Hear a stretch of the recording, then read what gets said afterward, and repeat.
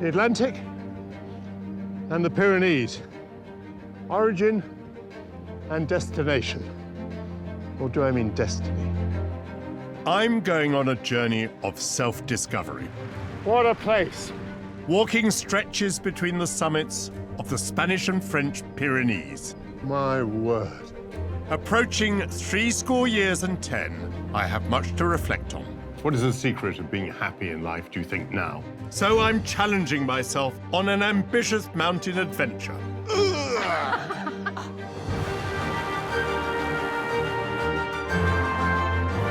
I'll start at the Atlantic Ocean, crossing borders between Spain and France, and end at the Mediterranean Sea. Meeting the people who live here. Working on the land together, everybody's equal, and that's when you really bond. It's like falling in love again. I began to get this sense of total peace. I'll test myself physically. This is no joke. And have time to contemplate the past. Somewhere through these hills, my father walked to leave Spain as a political refugee. Open to whatever this personal quest may teach me. It has impressed upon me how free is the human spirit to choose its own way. And that is inspiring.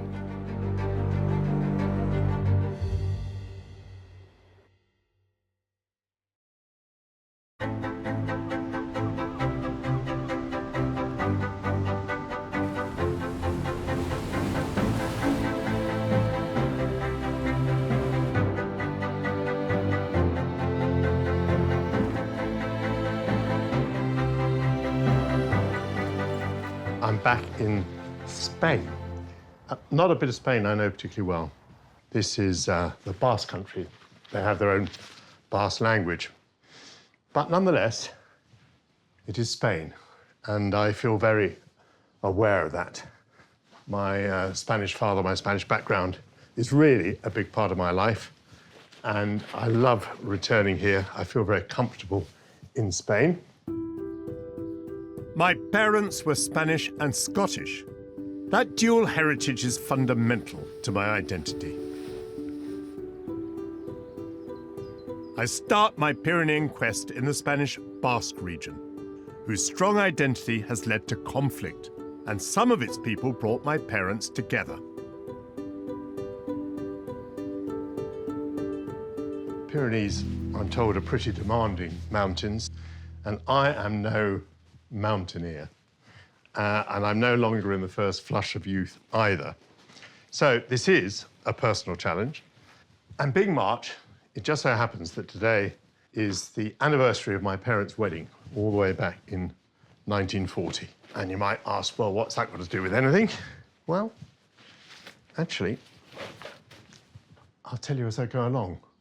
But so, just like a walk I did in Devon and Cornwall a year ago, this is a bit of a personal odyssey, a bit of self-discovery, as well as discovery of these gorgeous lands and the people who live in them. Oh, and the food and the drink that they enjoy. Over the next 3 days, I want to understand what it means to be Basque and why for many years a bloody insurrection was fought to make this distinctive region independent of Spain. Once I've left the Atlantic, I'll cover a distance of 40 miles, where I'll meet a father and son whose work preserves a symbol of Basque culture. I'll then follow a smuggler's path before visiting a traditional Basque village, where I'll find a British writer who's been welcomed into this private community. My route will then take me to the Benedictine Valley to meet a student who embraces the mythical beliefs of the area, before I join part of a pilgrimage route that I took over 20 years ago, when life had dealt me a blow, or so it seemed. Goodbye, creature comforts. I'm on my way.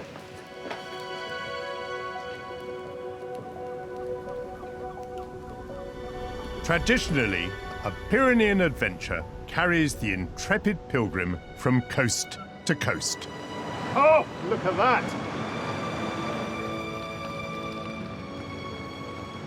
Recently, we've seen miserable scenes of European civilians being bombed from the air. But the prototype for all that happened just a few miles away. There was a place called Guernica, or Guernica, very near Bilbao. And in 1937, it was bombed very badly. It was a sort of dress rehearsal for aerial bombardment. And it was so bad that the British government, which had been very iffy about taking refugees from the Spanish Civil War, decided that it would relent and allow as many children as could cram onto a single ship to go to England. Well, some of them ended up in Oxford, where my mother was an undergraduate. She was reading Spanish. She went to meet the Basque children. She befriended them. And then, in 1939, a story I've yet to tell you, my father left Spain as a refugee, crossed the Pyrenees, and was drawn to Oxford because he was an academic, a don. Went to Oxford, heard about the refugee children, met them, met my mother. My mother proposed to him. Here I am. It feels poignant to be starting my journey in a zone significant to my heritage.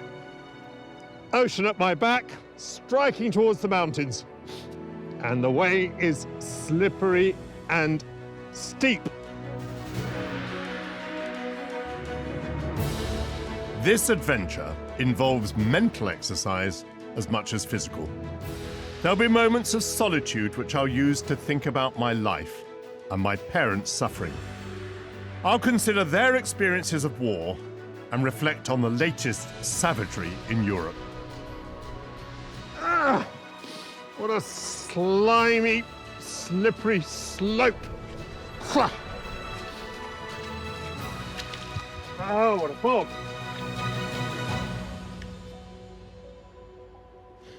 The Atlantic and the Pyrenees. Origin and destination. Or do I mean destiny?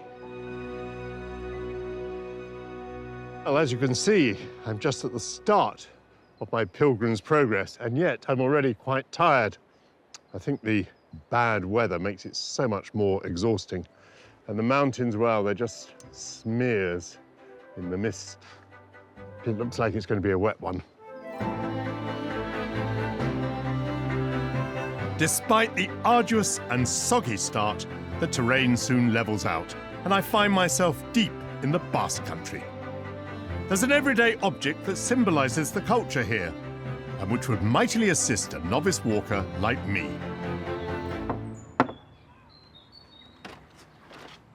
Hello, Benya. Oh, good morning, Egunon, Michael. How are you? It's lovely to see you, Benya. Let's go. Thank you very much. 3 generations of Beñat Alberdi's family have been hand-making traditional Basque walking sticks, or maquilas, in this workshop since 1948. The maquila, this is a very Basque thing. Yes, it is part of our culture. It is a symbol of respect. Not every Basque would have a walking stick like this. It's what, for older people, maybe?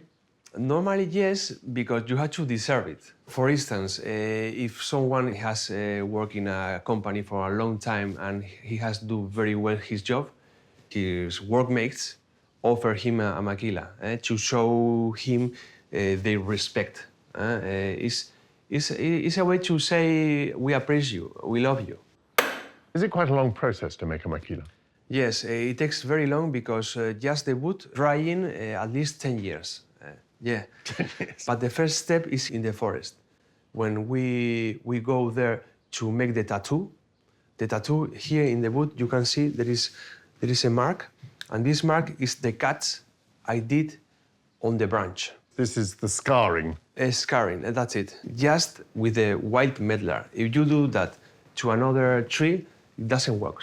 Right. I don't know why, but it doesn't work. We do this in springtime. Yes. I go back in winter to cut the branch, put it in the oven, remove the skin, Yes. and the result is these marks. Well, what patience you must have. What does this eventually become? Voila, maquila. The beautiful thing is that we are doing a very old product exactly the same way. So everything by hand. Here on the bottom, we got the nickel silver part, everything engraved by hand, of course, with Basque symbols. We got the handle, which is covered with leather. And here we can write whatever we want. This is the most emotional part. And on the top, we got the horn. Oh. Wow. It was not considered as an arm, okay, because it's not very practical, let's say, but it was to show that people have to respect you, okay? You use it like that with the loop over your hand. Exactly. And that is a very, very beautiful product. What a wonderful result. Thank you. The workshop has some fascinating vintage maquilas in its collection. This maquila was made in Guernica. It's marked Guernica 1923. It was before of the bombs. Beñat is referring to the aerial bombardment of Guernica, which is so significant in my family history.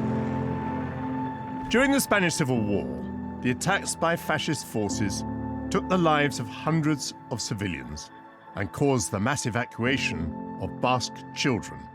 I'm very interested in this because, in a way, my parents met because of the bombing of Guernica. 4,000 children were evacuated and went to Britain, and that's how they met. It's a beautiful, beautiful piece and very historic.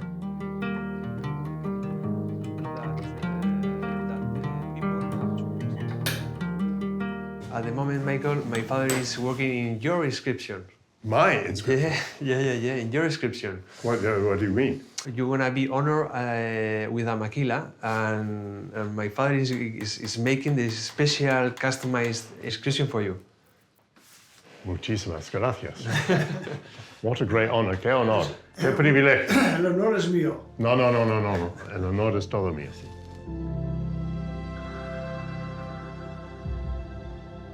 The maquila, like the blackberry, la chapela, is very traditional, a symbol, something that anyone would recognize as being Basque, and yet these symbols were suppressed politically.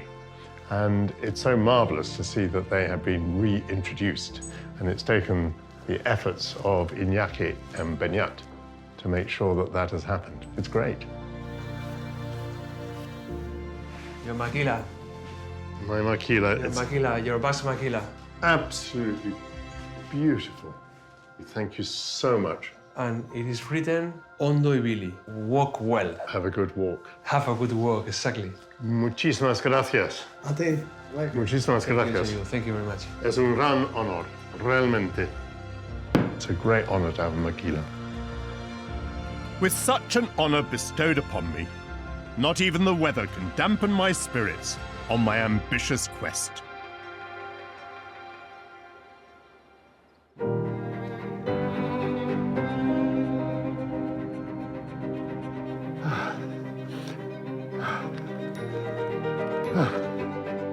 My breathlessness tells me that I'm already at some altitude, and I had hoped for glorious views. No such thing.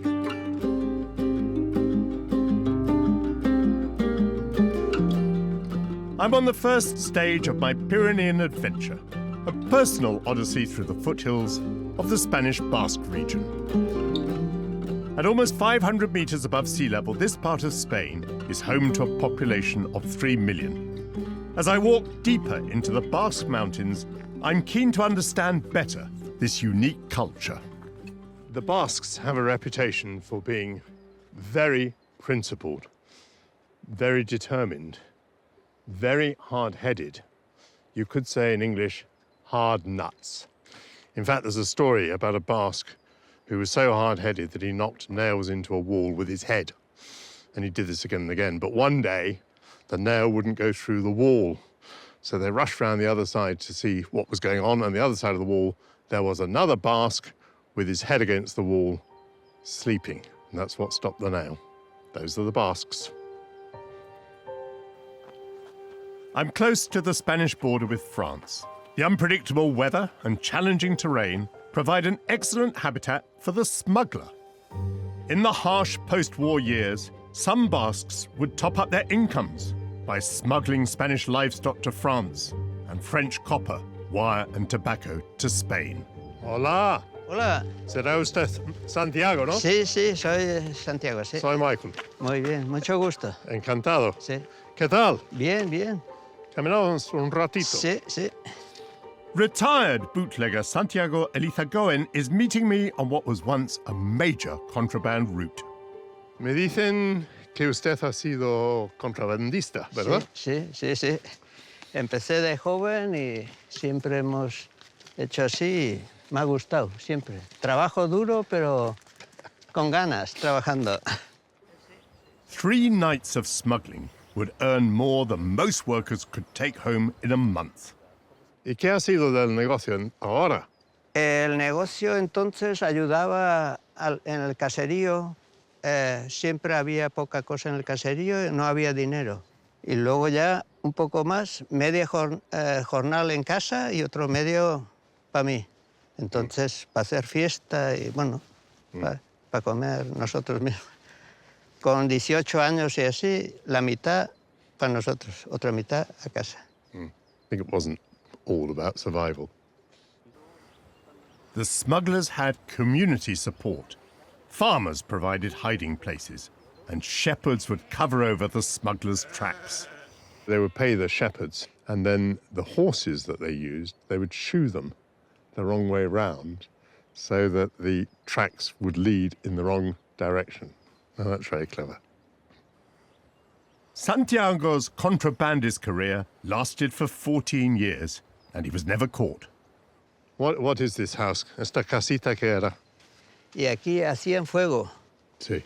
Fuego para calentar y Sí. eso.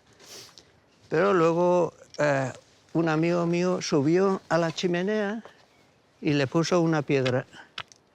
Y el humo, cuando empezó aquí abajo, abrió la puerta y salió un guardia civil. Today, Santiago is an upright citizen, but he can't resist cocking one final snook at the police by eating at their table. To new friendships and to the Basque region. Nuevas amistades y la región vasca. Chin, chin. Chin, chin.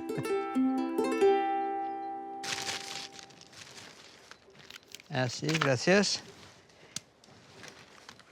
This is a bit of a trip down memory lane. In Spain, there are 4 meals a day: breakfast, lunch, merienda, and supper. So merienda is something that you have at about 6 or 7 o'clock. And when I was a kid in Spain, very often they would give you as your merienda, that little snack before supper, bread and chocolate. Not a combination that we're very used to where I come from.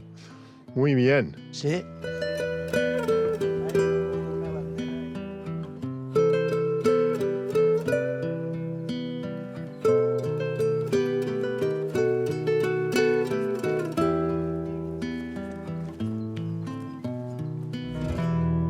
Santiago is not a very scary smuggler. However, the mountains where he operated are distinctly spooky. And mountains are dominated by the people who live there, the ones who know the byways and little trails. And whether we're talking about smugglers or hardened criminals or terrorists or resistance movements, he who has the mountain has the advantage. The hardiness and cunning of the Basques have, I suspect, been key to the survival of their culture and identity. From 1959 until as recently as 2011, there was a conflict between Spain and Basque separatists in which over 800 people lost their lives. Traces of this bitter 52-year rift remain on the walls across the Basque Country as a reminder of continued resentment. During the dictatorship of General Franco, the movement to separate the Basque Country from the rest of Spain became extremely violent. But after democracy was restored in 1977, that campaign continued with many bombings and assassinations and very large numbers of deaths. And although there is now a truce, no more fighting, it's left a bitter legacy. There are members of my Spanish family who say to me, we can't understand why you visit the Basque Country because those people hate us Spaniards. Now, luckily, the tourists can come here and not be bothered about any of those political considerations.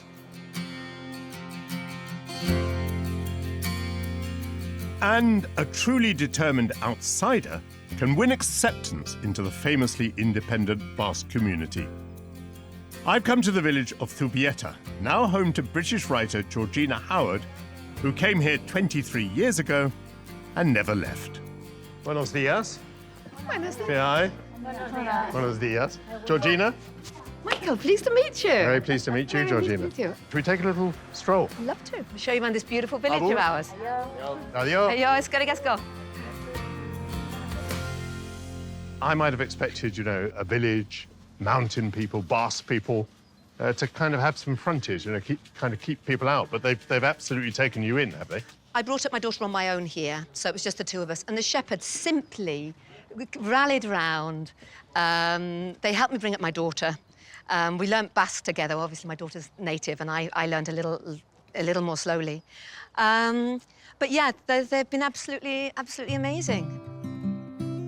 I speak Castilian Spanish, a language shared by 560 million people across the world. Fewer than 1 million speak the Basque language, Euskera. Basque seems like a pretty forbidding language to me. I mean, it's literally very foreign. It doesn't look like other European languages. Not at all. When you come to the area, you suddenly see all these letters that you don't want at the end of a game of Scrabble, X's and Z's and things like that. The pronunciation actually isn't that complex, but to read it, yes, it does sound complex. How did you master it? What was the key? I can talk locally with people, and I can do enough to sort of open that door in that rock and say, I'm making a step towards you. I'm part of you, and that's made a huge difference. Very few Brits here actually learn Basque or make the step to learn it. Many people think of Spain as being a very macho society. Is that true of the Basque Country?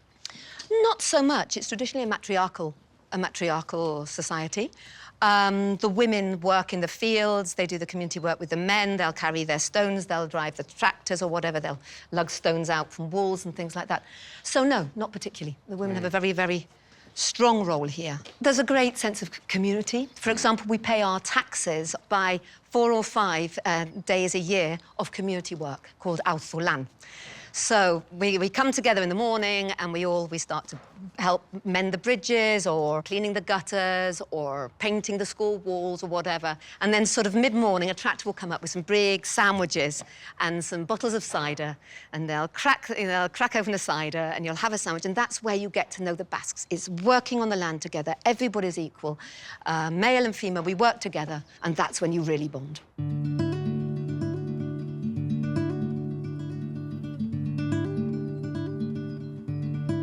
There's a really traditional house here that is quintessential of a lot of the houses in the area. It's called Putrijanea. Every house here has a name. It's more important than surnames, actually. Which would have had the animals on the ground floor. It still does. It still does. Piggy snout. Apparently, if you walk along the floorboards upstairs, you get a different sound depending on which room you're in. Here we've got the cow. Donkey. And the people live upstairs. Absolutely, and so the heat would go up and keep them warm in the winter, and then the top floor, the attic, would be full of hay, which would keep the heat in. In fact, my neighbours once said to me, Georgina, it's really hot in here. So as we'd turned down the thermostat, they went out and took the cows out. Their natural thermostat, keeping the house cool. Yeah, I've passed by these houses before, but it's the first time I've ever been inside.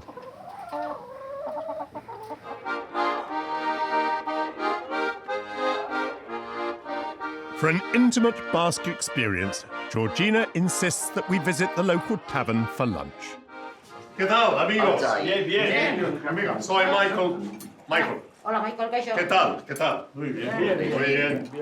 On again. On again.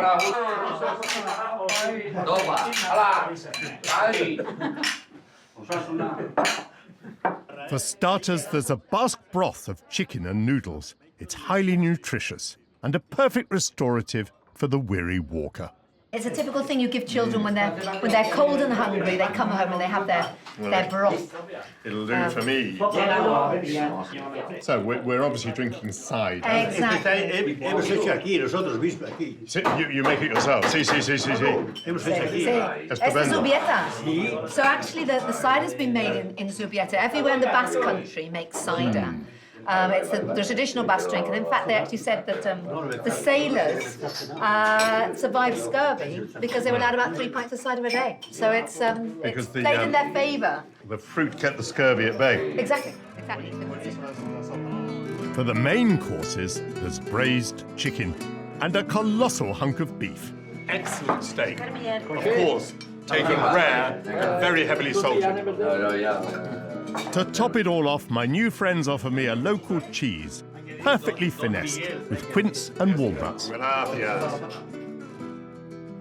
Everything here is honest, unfussy, and well worthy of a toast.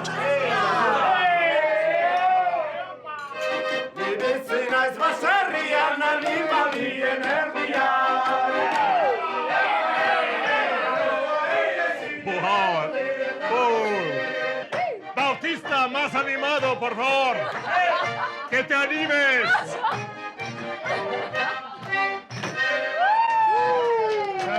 That was all right, wasn't it? It's brilliant. Welcome to the Basque Country. It's an amazing place. It was good fun. Muy bonito.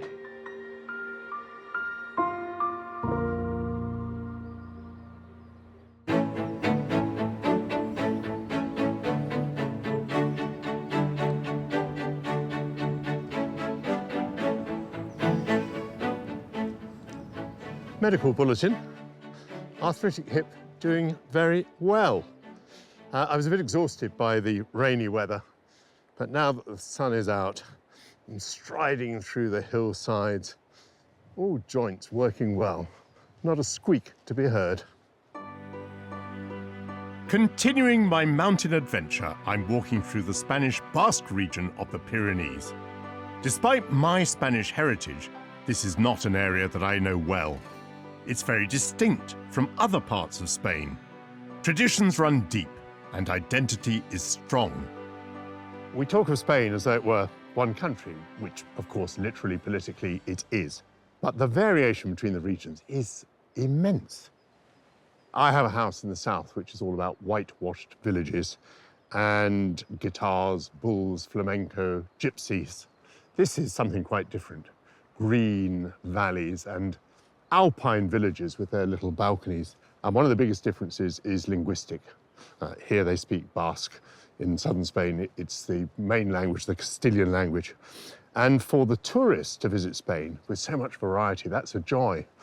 But for the Spanish authorities, it's all a bit of a nightmare because there are these strong tendencies for the whole thing to drift and fall apart, which luckily so far it has not. Basques are renowned for their self-sufficiency.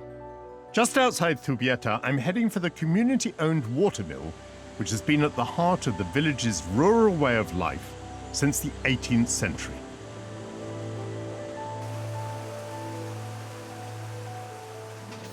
Although it's now very much in vogue to talk about traceability, here you're so close to the origins of everything. So here is the corn that's been stripped off the cob, and the farmers are going to use it for themselves. It's not even going to be sold, I don't think. Edorta Murrua has been miller here for over 10 years. Edorta? I'm Michael. Hello. Very good to see you. Hello. So this is a communal mill. A communal mill. The property of the mill is of the villagers, and they cultivate the corn and put in the mill, and I make the flour for them. You enjoy the work? I enjoy very much. Why? I like very much the solitude and be in the nature, the water, the birds. It's perfect. Yeah, without any human intervention. May I help you with that? May I have a go at that? Is there a technique to this? It's good for the the dancing. Dancing? More. Life is full of surprises. Dancing in the mill. But now here's a mystery. Because you like solitude and you're a man from the mountains and you work in a traditional mill and you speak perfect English. Why, how is this? Mostly for the books. I like to read, and I practice in my head. I don't speak almost with anyone, but I speak in my head. And I learn Italian, French, English in my head. Good. Catalan. That's amazing. So while you're here sieving and milling, you're thinking, I am thinking in 5 different languages. Yes. Amazing. I have danced my way to a husk. This is for the animals. Oh, good, yes. No waste at all. No waste.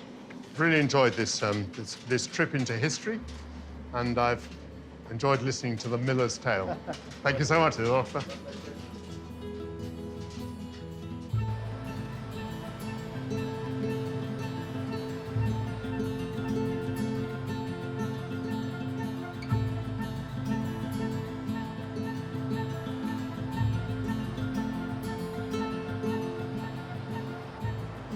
On this walk, I hoped to meet people very different from me. And a daughter certainly fits the bill. A miller living in solitude, enjoying the woods and the mountains, couldn't really be more different. Although I did come here to enjoy solitude too. Well, you know, maybe a few hours of solitude, but a whole lifetime, for me, no way.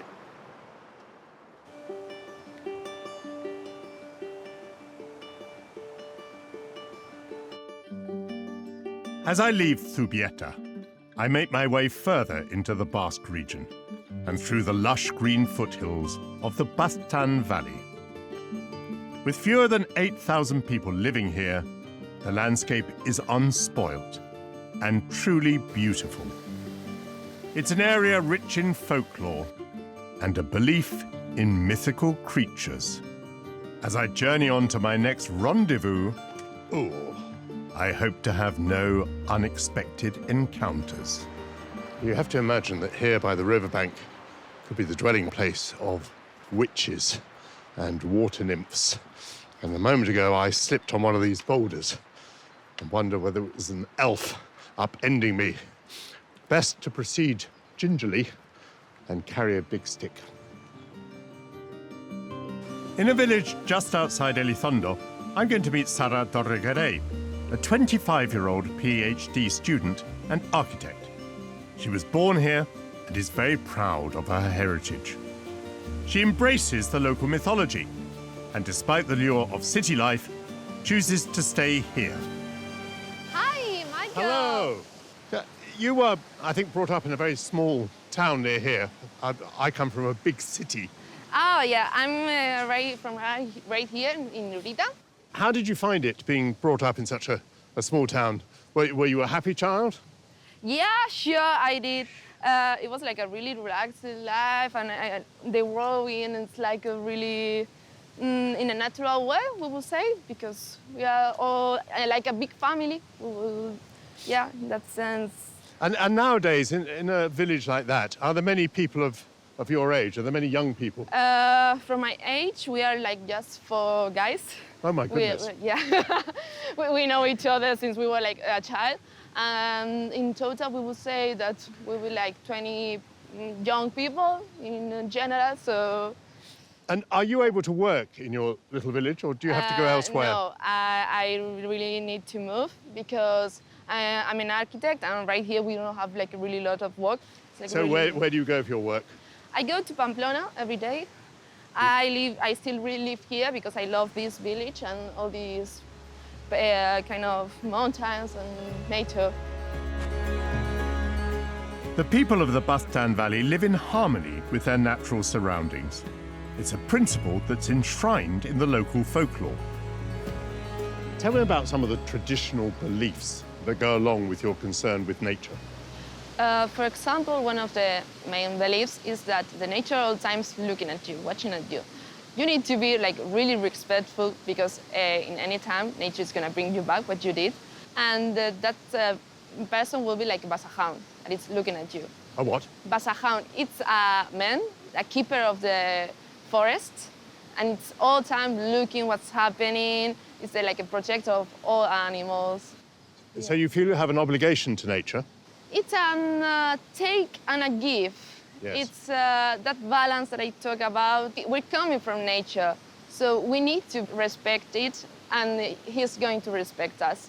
But then if you don't respect nature, Yeah. then there may be bad consequences from your The Basque Basque hound. hound, yeah, it's going to take you, and it's going to, well, that's it. Short story.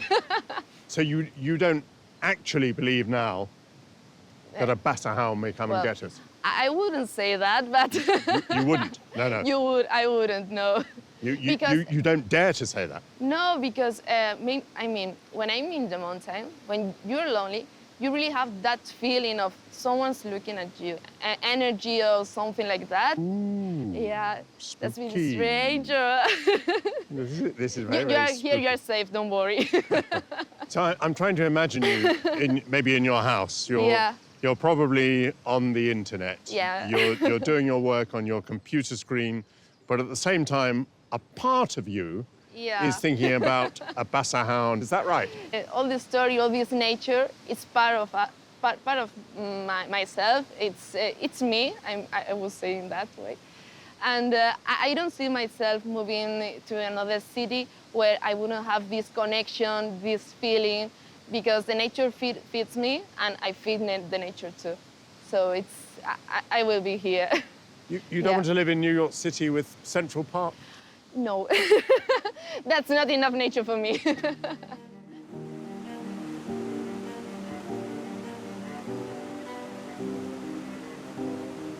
I'm surprised to learn that the Bathtan Valley's nature myths are still valued by the younger generation. But respect for the environment is at their core, so perhaps they retain their relevance.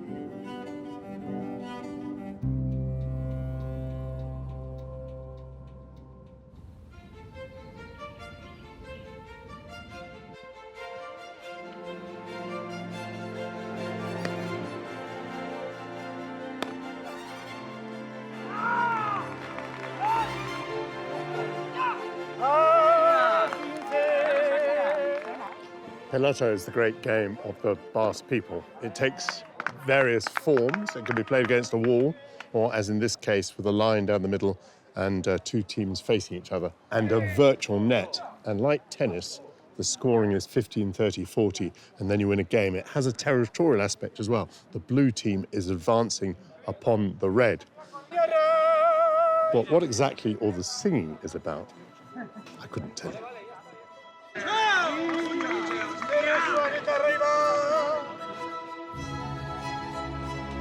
Judging by the people I've met so far, I can see that the Pyrenees foster a life of calm, peacefulness, and reflection. Leaving the town of Elizondo, I joined the pilgrimage route, the Camino de Santiago de Compostela, that I walked a part of back in 1999. At that time, I sought solitude to reflect on my life. St. James was one of Christ's apostles. And in the 9th century, it was believed, improbably, that he was buried in northwest Spain at Santiago de Compostela. And from that time, there has been a continuous stream of pilgrims from all over Europe headed to his shrine. And the way is marked by his symbol, which is the scallop shell. And at this point, I join one of the routes of the Camino de Santiago. And I walked a distance along it about 20 years ago. And that was a time when it seemed that my political career was over. Indeed, that difficult moment when you think that the best of your life is behind you. I think in my own case, that wasn't true. I hadn't yet discovered that I didn't need to climb the greasy pole of political power, and that life has many junctions and forks. And indeed, even now, I look forward to taking some of the paths to unmarked destinations. The pilgrim's path passes the village of Arizcún, home to Cesario Soulet, a third-generation stonemason who preserves the route's marker stones and who has made the pilgrimage 4 times. Hola, Cesario. Hola. Soy Michael. Buenas. Encantado igualmente. What were you working on? ¿En qué trabajaba usted en este instante? Preparando una fuente para el Camino de Santiago, para los peregrinos, para que no les falte agua. Here is the scallop shell, and the water will come out, and thirsty pilgrims will be able to drink from this fountain along the Santiago way. How long does it normally take you from Bayonne to Santiago? ¿Cuánto tiempo le lleva normalmente de Bayonne en Francia hasta Santiago? 28, 29 días. Ajá. ¿Y por qué lo hace? Tengo bastante fe en el Santiago y Sí. me gusta. Y yo siempre procuro ir solo. ¿Solo? Solo. Es un poco triste ir solo, pero yo le recomendaría a la gente que lo hagan solo. Sí. Vas con tus pensamientos, vas tu paso solico, cuando quieras paras, descansas y feliz. Feliz. El que haya ido una vez a Santiago quiere volver otra vez. He says that St. James will call me. We'll see whether he calls loudly enough. Y le voy a regalarle, señor peregrino, esta concha para que pueda repetir el viaje a Santiago. Muchísimas gracias. He's giving me a Santiago shell so that I can do the camino for a second time. Muchísimas gracias. Muy amable. Gracias a vosotros. The pilgrim routes begin all over Europe and end at the Shrine of St. James in the town of Santiago de Compostela in northwest Spain, 450 miles from here. When I walked on the Pilgrim's Way, I was alone, but never short of company. Normally there's a line of pilgrims ahead, stretching for more than 1,000 years. And behind, the line reaches, I suppose, to infinity. And I'd slacken my pace sometimes and let others catch me up and make conversation, but there is an etiquette to the Camino. You must never pry. Some people are here because of bereavement, some because of breakup, some because of breakdown. The reasons why people do the walk can be very private. The Breathtaking route dates back to the Middle Ages and stretches from Bayonne in France to Pamplona in Spain.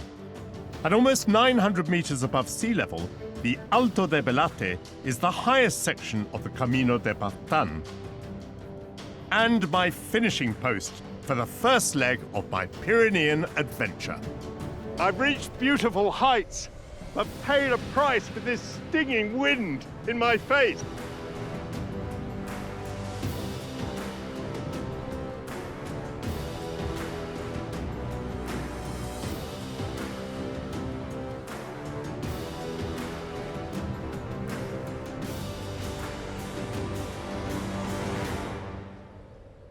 Here ends my walk through the Basque region.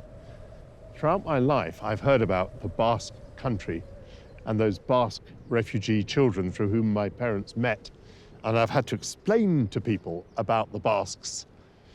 But I didn't know the Basque Country all that well, and that was one of my objectives in this walk. And now I feel that I've encountered many aspects of their culture and had a brush with their language and certainly enjoyed their hospitality. So, tick, tick, tick.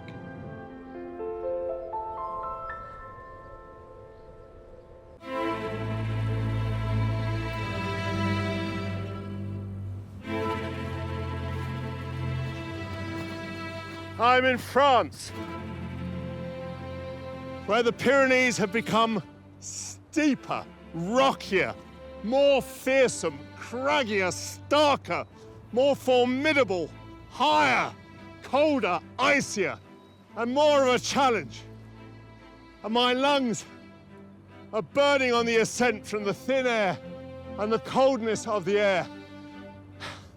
But I'm rewarded with this fearsome beauty. For the second stage of my Pyrenean journey, I'll need to push myself physically as I venture across an unfamiliar land. These are the French High Pyrenees, terrain where nature takes no prisoners. What a place. I've left behind those gentle green slopes of the Basque region. Here everything is steep and angular, high. France is not a country with which I have a particular affinity or family or anything like that. My French is not particularly good.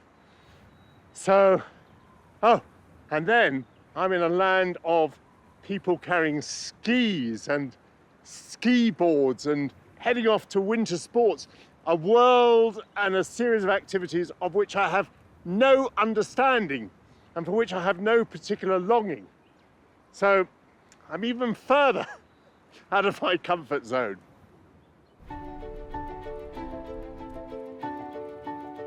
I'll need to exert myself to the maximum in this beguiling but treacherous landscape.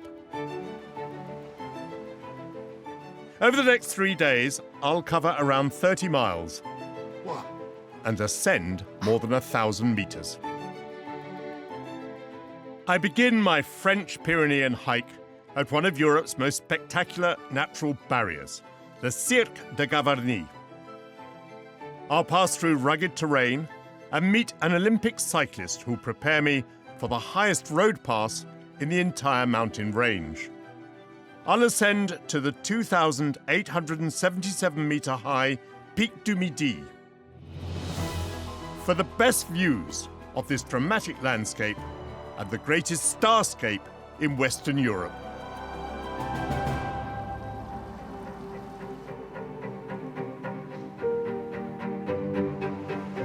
I have the pleasure to be in the French National Park of the High Pyrenees. And this little stream is tumbling into the grandiose Gorge de Gavarnie. And one of my objectives is to visit the great Cirque de Gavarnie. And no mountain peak is going to stand in my way.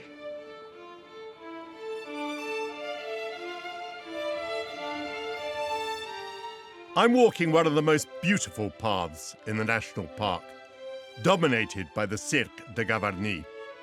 This natural wonder has inspired many artists and writers, including the author of Les Miserables, Victor Hugo.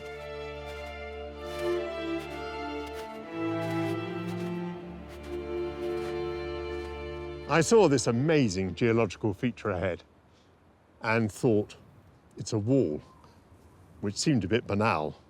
But I have drawn comfort from the fact that that great 19th century French poet Victor Hugo had the same thought. He wrote, "It is both a wall and a mountain. It is the mysterious edifice of a celestial architect.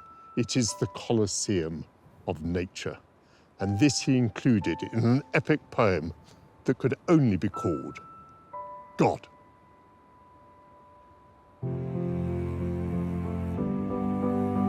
At 1,500 meters, and with a circumference of almost 9 miles, the colossal Cirque de Gavarnie has UNESCO World Heritage status. It's a marvel to behold.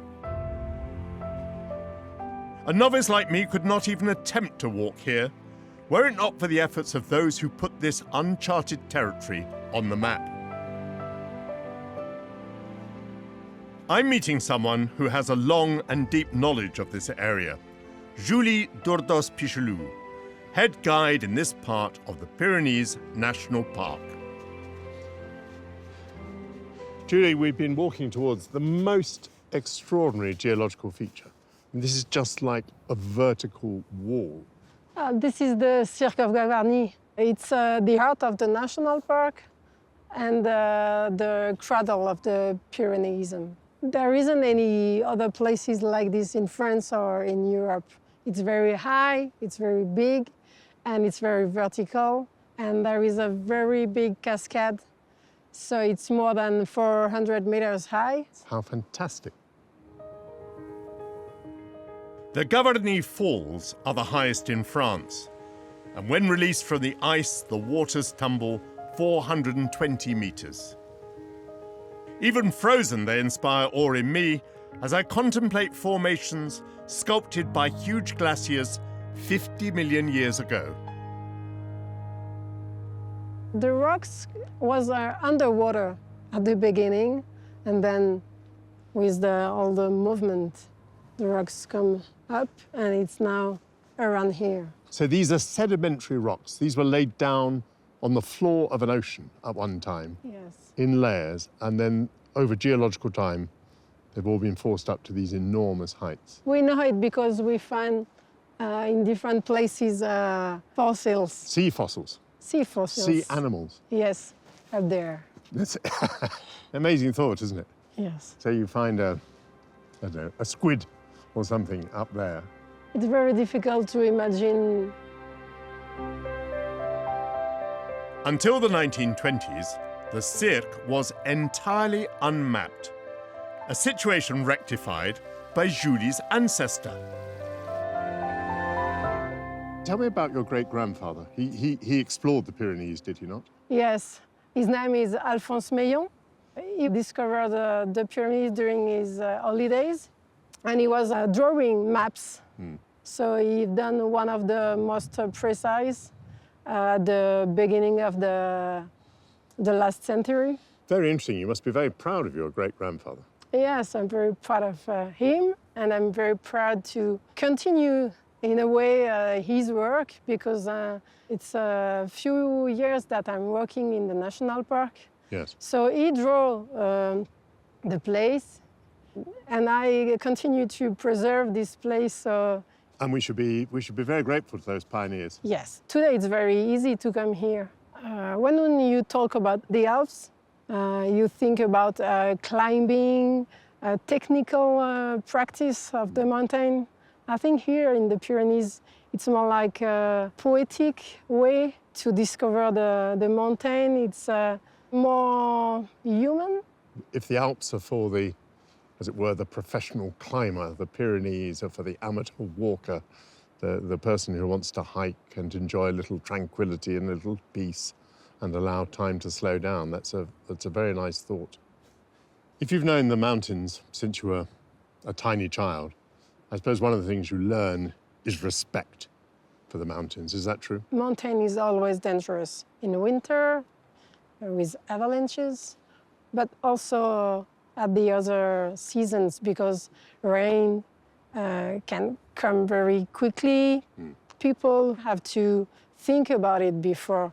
Good shoes, water in the back. Do you want to assess my dress for the Pyrenees? do you think I'm properly dressed for the Pyrenees? You have a cold jacket, so it's good. A hat, it's good. I have. Good shoes. I have layers. 1 layer, 2 layers, then a shirt. And very important one. I got this in the Spanish Basque Country. This is called a maquila, and it has now become my constant companion. I don't know how you do it only on 2 legs. I need this 3rd leg, you see, as I come along. Like animals. For I'll take that as a compliment. yeah, it's better for the knees. Well, Julie, thank you very much. It's been a real privilege to speak to a member of a distinguished Pyrenean dynasty. My pleasure. Thank you so much. Thank you. Bye-bye. Bye.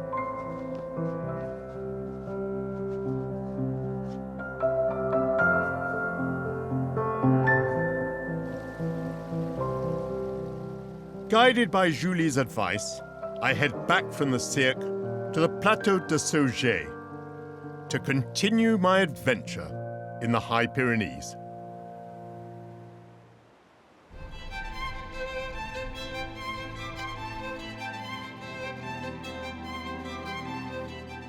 Here, a human being really is very much reduced in scale. We are absolutely overpowered, overwhelmed by these vast mountains. We feel really quite insignificant. Here, there's no doubt at all that the elements are in charge.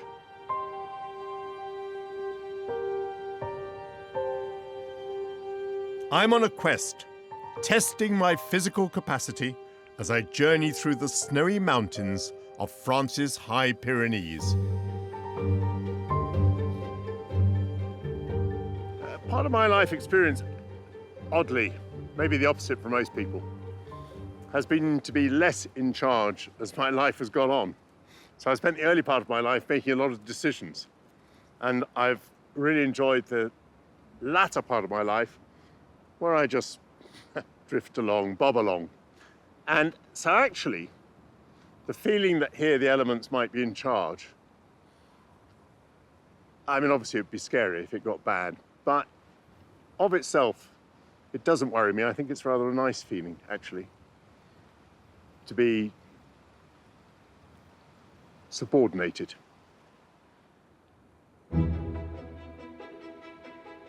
One person who refuses to be subordinated is Marion Clinier, a French Olympic cycling champion who loves nothing more than to test her stamina in this region.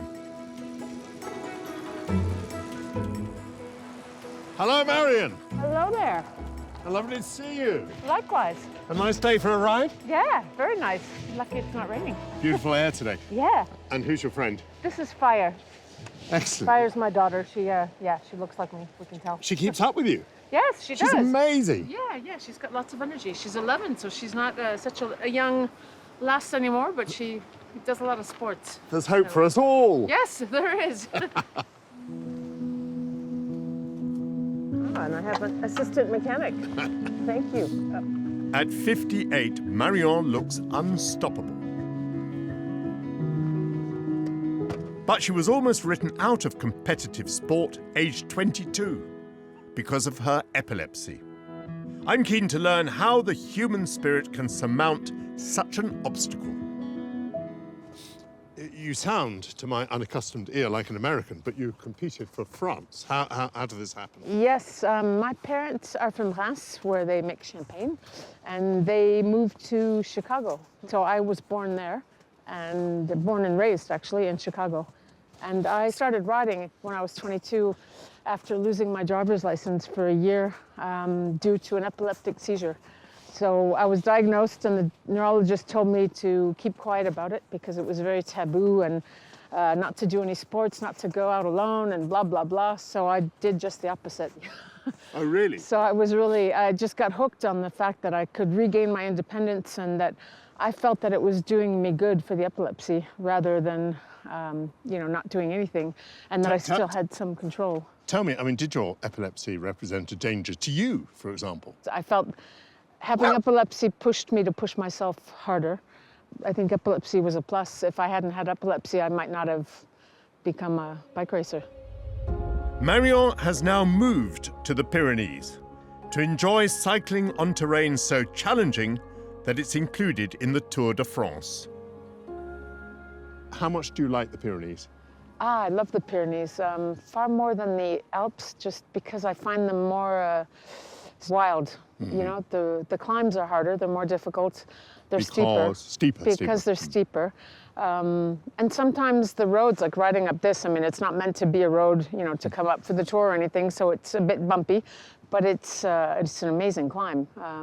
And to conquer this on a bike is just full on. I mean, you feel like you've really accomplished something when you get to the top. Ah! Fire! Tu arrêtes. T'es en train de faire ton enfant gâté. Hop! It feels kind of natural to talk to you on a mountain peak, because that's the metaphor for your life, isn't it? You've climbed the peaks. So, Michael, how do you feel hiking across the Pyrenees, maybe being out of your comfort zone a little bit now and again? What you mean is fundamentally unfit. I mean, although I walk a bit, on the flat and in town, I'm not really very fit. So no, it's quite a strain. You probably heard me puffing as I was coming along beside you. You, of course, were not puffing at all, but I was puffing. Do you have any tips? Yeah, a little bit of strength work to help. Walking lunges like this. What's that doing to you? 30. That strengthens your quads, yes. Your calves, your glutes. You can do what we call pistol squats. How are your knees? My knees are fine. It's my right hip that's a mess. Your right hip that's a mess. My knees are good. Well, and stretching too. There's some stretches like this. You kind of put your hip out, cross one leg over the other. I probably will put my hip out. And yeah, well. Oh, yes, I can just feel a bit of... And then stretching your quads. Well, I don't think I can do that. It'll come, it'll come. That's at the limit of my activity. Oh, this one's better. But this yeah, one's better. the stretching will help loosen up your muscles a little bit. Give you a little more pizzazz. And core strength. You know, the planks and stuff like that. The Planks? Planks are up. Go like this and keep your back straight, and you hold it for 30 seconds. You've got to be kidding. And then on the side this way, and on the other side. No, it's phenomenal for your obliques, for your abs, for everything. How does it make you feel? I feel good. Yeah. I feel really good, actually. The air is so great, isn't it? And it's much nicer than politics, no? The way up is less greasy. When the electorate got rid of me, the morning after my defeat, the phone rings and it's Margaret Thatcher. And she's no longer Prime Minister, but she calls up. I pick up the phone. She says, "Michael, the fight back begins now." We knew we were out for 10 or 15 years, right? But the fight back begins now. So I think maybe as I go up the hills, that might be my mantra. The fight back begins now. There we go. Marion's temperament and physical ability are phenomenal. These imposing mountains would intimidate most, and yet she's motivated by their challenge. Whilst I can't compete with Marion's fitness, I will continue my adventure, impelled by her strength in the face of adversity. All my childhood memories of snow are happy, fuzzy, and romantic. But the reality of this stuff is different. It's horrid slush. My feet plunge into it, my stick disappears. Progress is difficult. My socks are now wet, and I would much rather be in front of a log fire. As I head north along the Sentier des Pyrénées, the path gets steeper and the snow deepens.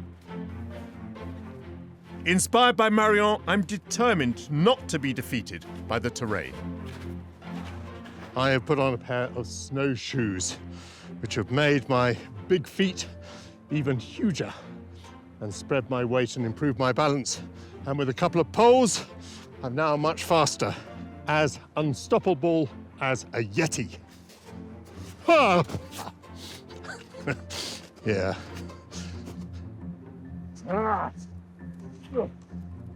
The fight back begins now! It is painful up here, and painfully beautiful.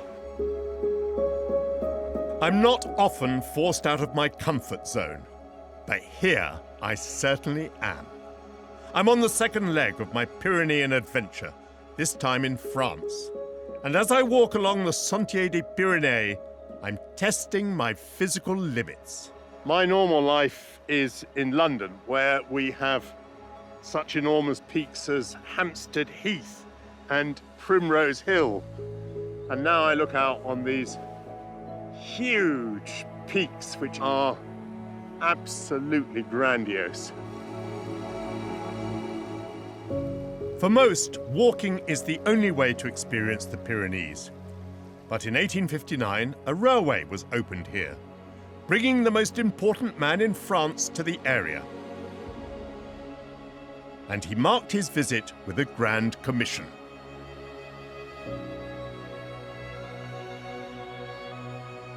The French Emperor Napoleon III designed this bridge and decorated it with his initial N just here. So you might call it a monument to his overarching vanity. He loved the Pyrenees, but how the mighty fall. He must have pined for these beautiful mountains as he ended his days in Chislehurst in Kent, in England.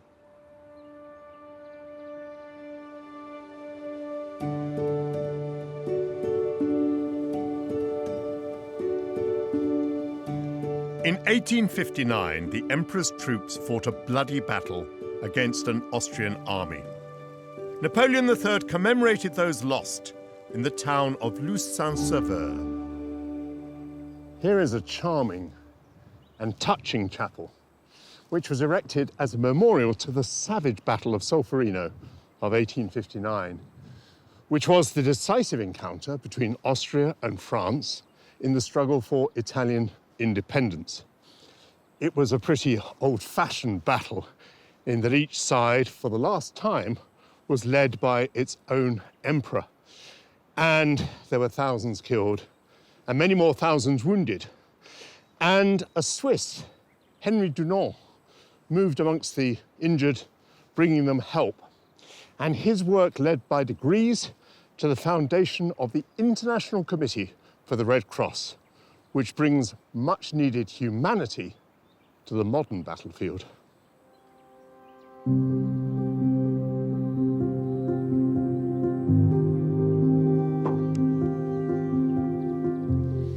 Being out here by myself and surrounded by these ancient mountains, I've time to reflect on my own past. That war between Austria and France was about grabbing territory, about nationalism and megalomania. And war has now returned to Europe, and I would say for the same three reasons. It makes me think back to when I was Defense Secretary, shortly after the collapse of the Soviet Union in the mid-1990s. Being Defense Secretary was extraordinary because you are at the heart of events where war is or might be involved. So, that really is at the heart of the way the world is moving. And the period when I was there was extraordinarily interesting because the Soviet Union had collapsed and Eastern Europe was gaining its freedom and becoming democratic and entering the European Union and entering NATO. And we really believed that we were creating a new world. And I look back on that as a period of enormous joy. Even today, with what's happened in Ukraine, much of Eastern Europe is free, which it had not been before. And that is something to celebrate so profoundly. And just to have a walk-on part in those events and to be a witness at a lot of it and to be at the table with some very interesting people making decisions as best they could, it was a terrific privilege. And I can't quite believe I was there. My mind may be drifting back, but I must stride forward to the Pic du Midi, passing through an area known as the Pays Toy. Once an autonomous republic, this region remains fiercely loyal to its roots, traditions, and identity. The spa town of Barèges, just below the peak, is part of the largest ski area in the French Pyrenees. And trudging through the snow, like the skiers, I'm ready for a hearty lunch. I've never practiced winter sports. I'm out of my comfort zone in a ski resort, and its pleasures are a closed book to me. But I do think skiers like good food, and so I'm hopeful of what I shall find here. Chez Louisette. The restaurant has become a local landmark and has been run by the same family for 3 generations. Bonjour, madame. Bonjour, monsieur. Bienvenue au Liesse.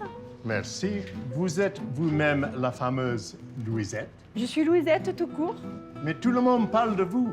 Tout Parce le que je monde suis vous vieille. connaît. Je suis vieille, monsieur. Vous n'êtes pas vieille, madame. Mais si, mais je suis là depuis longtemps.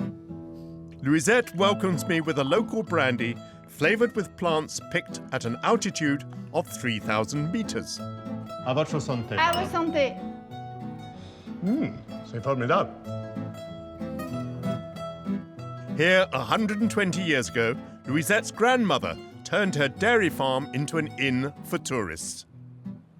When she started preparing locally produced food, the restaurant gained a reputation for simple but exquisite dishes. Head chef Adrien is going to show me why. Adrien, I'm so pleased to meet you. I'm Michael. Hello, nice to meet you, Michael. Beautiful products. Local? Yeah, mostly. Yeah. The cheese, for example. Yeah, the cheese is from a farm not far from here. You bake your own bread? We do our own bread with our own sourdough as well. Yeah. Local flour as well, not from far from in south of France. Yeah. And tell me about your pigs. There's two types of pigs here. One is very local and is from the Port Noir de Bigorre, which nearly disappeared. And now it became quite a delicacy around here. And the other one is from Basque Country, from another supplier that we do really like as well. Today's special is a local delicacy called garbour, a meat, bean and vegetable soup. It's made with ham hock. It's a ham hock broth from pig, half salted, and vegetables that cooked for 4 to 5 hours. And then with that broth, we make a soup with, we had cabbage, we had potatoes, and the famous local beans, the haricot tarbé, which has to soak overnight as well. My goodness, that sounds as though it would be a very filling, a very nourishing meal. It is, but after a day of skiing in the cold, it's, yeah, people really like it. Especially we do sell more of it on rainy days. Is there anything I can do while I'm here? Sure, let's have our friends some garbour. This does look wonderful. Do we just serve it like this? Well, in a traditional way, we serve the soup first in the pot, and then we bring the ham hocks. Ooh. With the thyme. Ah, are they the ham hocks? Yeah, here we are. Thank you. They look gorgeous. So what do we do with those? And we're gonna put a little bit of thyme. And you spike some in the skin. And now what? Then we're gonna light them up. Oh my goodness. Pyrotechnics. Thank you very much. Oh. And we serve them smoky to our guests, bring them good luck. Here we go. La bonne chance.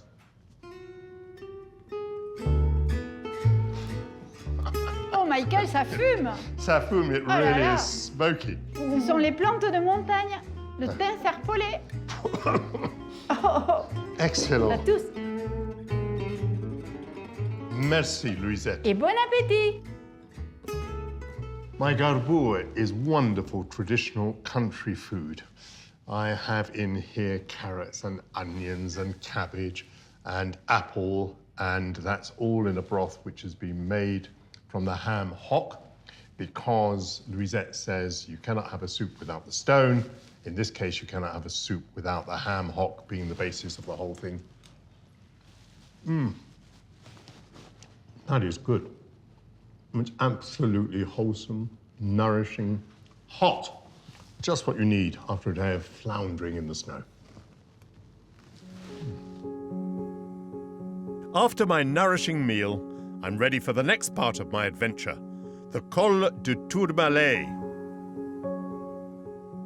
At over 2,000 meters, it's the highest mountain road pass in the Pyrenees.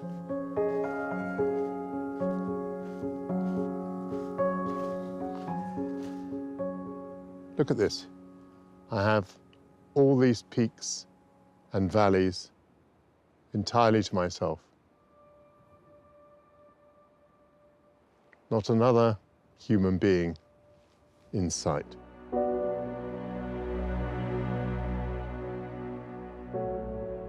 All this beauty, and only I can see it at this moment.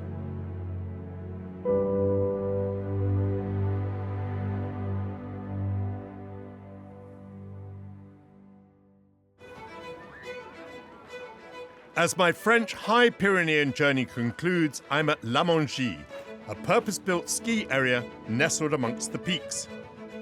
But even if I were a skier, here my attention would be diverted to the stars. I'm heading for the formidable Pic du Midi de Bigorre. Bonjour. It's a steep 5-hour trek on foot to the peak. Too wearying for me. Fortunately, there's an effortless alternative.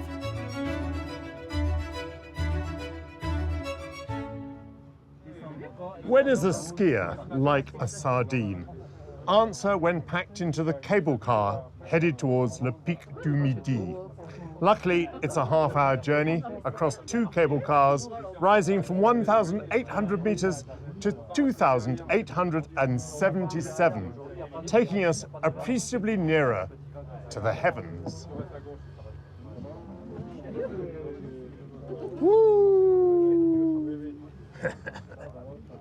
Nice little shake of the cable car, just to make sure everybody is awake, and they certainly are now. Well, the slopes below are very steep, steeper, I think, than anything I attempted on foot. And this is just marvellous, isn't it, to be wafted through the slopes without any effort at all, and the view just getting better and better, moment by moment.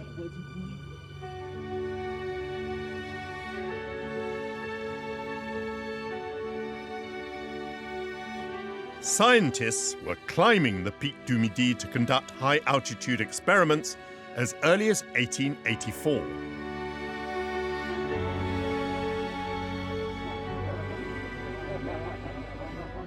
Above the cloud, above every other peak, and sailing towards what looks like a domed city of the Orient.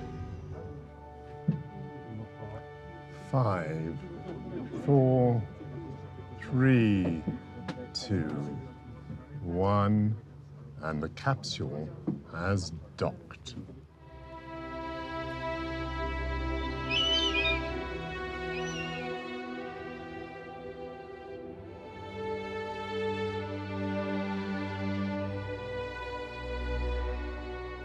The summit offers a 360-degree vista across 186 miles of the Pyrenean range. My goodness, the Pyrenees are so much more wonderful than I had expected. My idea was that they were a narrow chain, and I thought coming here in spring, maybe a few peaks would have a little snow left.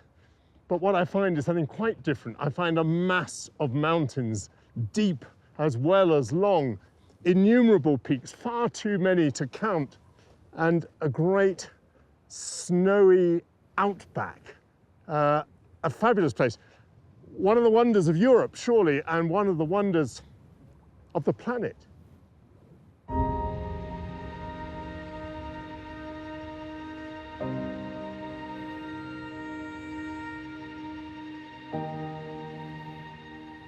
Well, this walkway, wow, is not designed for people who suffer from vertigo. The mountain offers views down upon our planet, whilst its observatory scans the universe. And now I see that when all the Pyrenees are covered in cloud, uniquely the Pic du Midi emerges cloudless. And that is why they've built this collection of scientific buildings under the clarity of a black night sky. To understand this extraordinary place, I'm meeting the observatory's deputy director, Nicolas Bourgeois.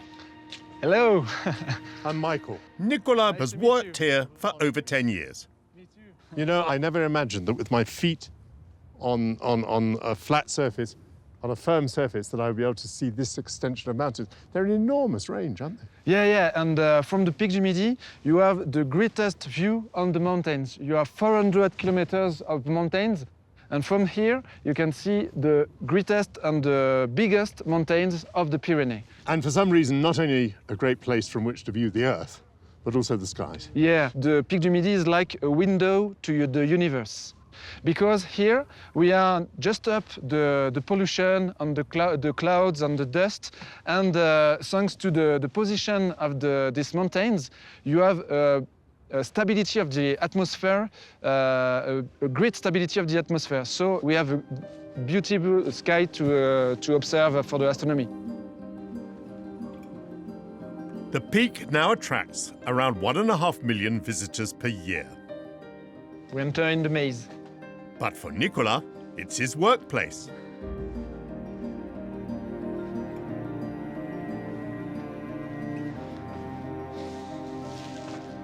Oh, and here you are in the oldest corridor of the Pic du Midi.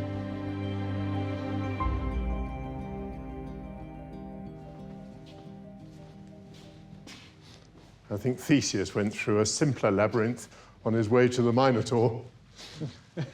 Yeah, and you have 3 kilometers of corridors. No. So it's a big maze. That's unbelievable. Do you use a piece of string? And you have 3 kilometers, and you have 12 level. Oh my goodness. Yeah.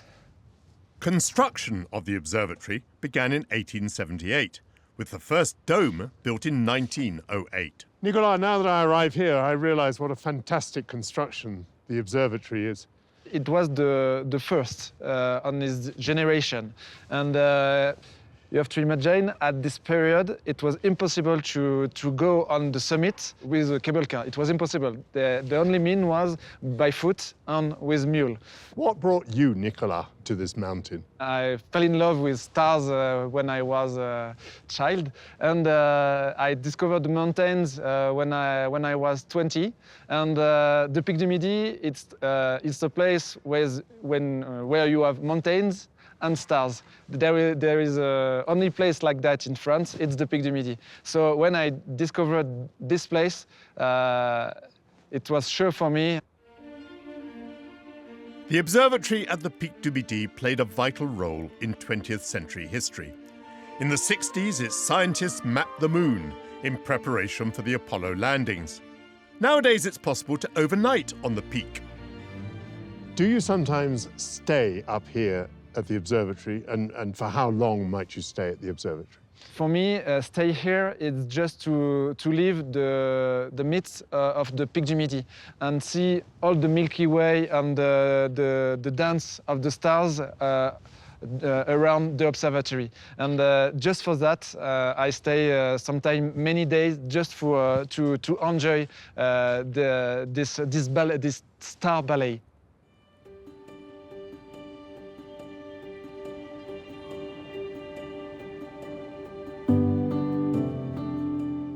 The Pic du Midi can accommodate up to 27 guests. I have the great privilege of staying up here on top of the mountain at nearly 3,000 meters. This is the way to my room. But it has more the feel of a battleship or a bunker than of a hotel.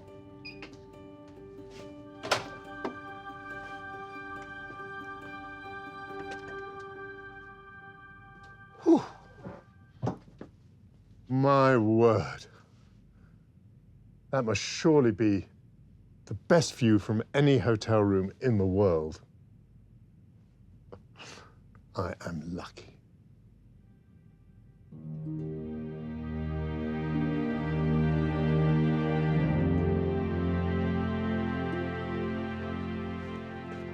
Out into the darkness.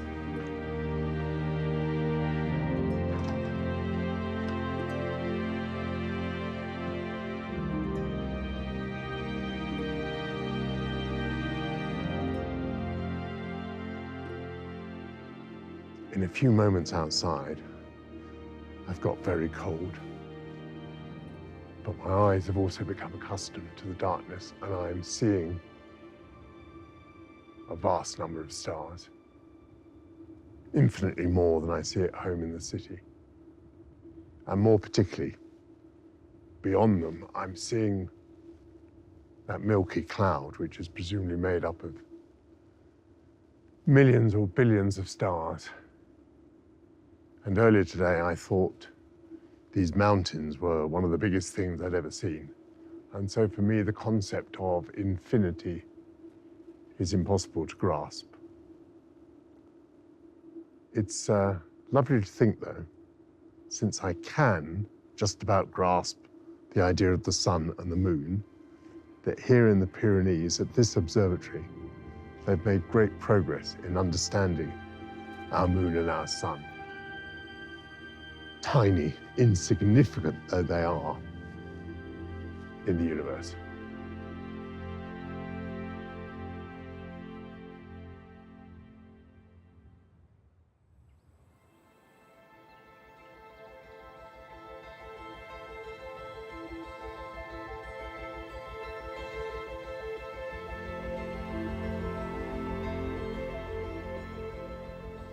This part of my journey has brought so many superlatives.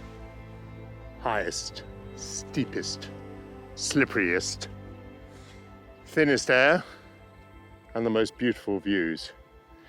And of course, all that attracts many tourists, but somehow without damaging the natural wonders of the national park or the traditional way of life of the mountain people. And my fear that I would feel uncomfortable here amongst sporty skiers and struggling with the language has proved groundless. I have been embraced by the gentle charm of the French people in this Pyrenean region when I haven't been basking in solitude on the high peaks.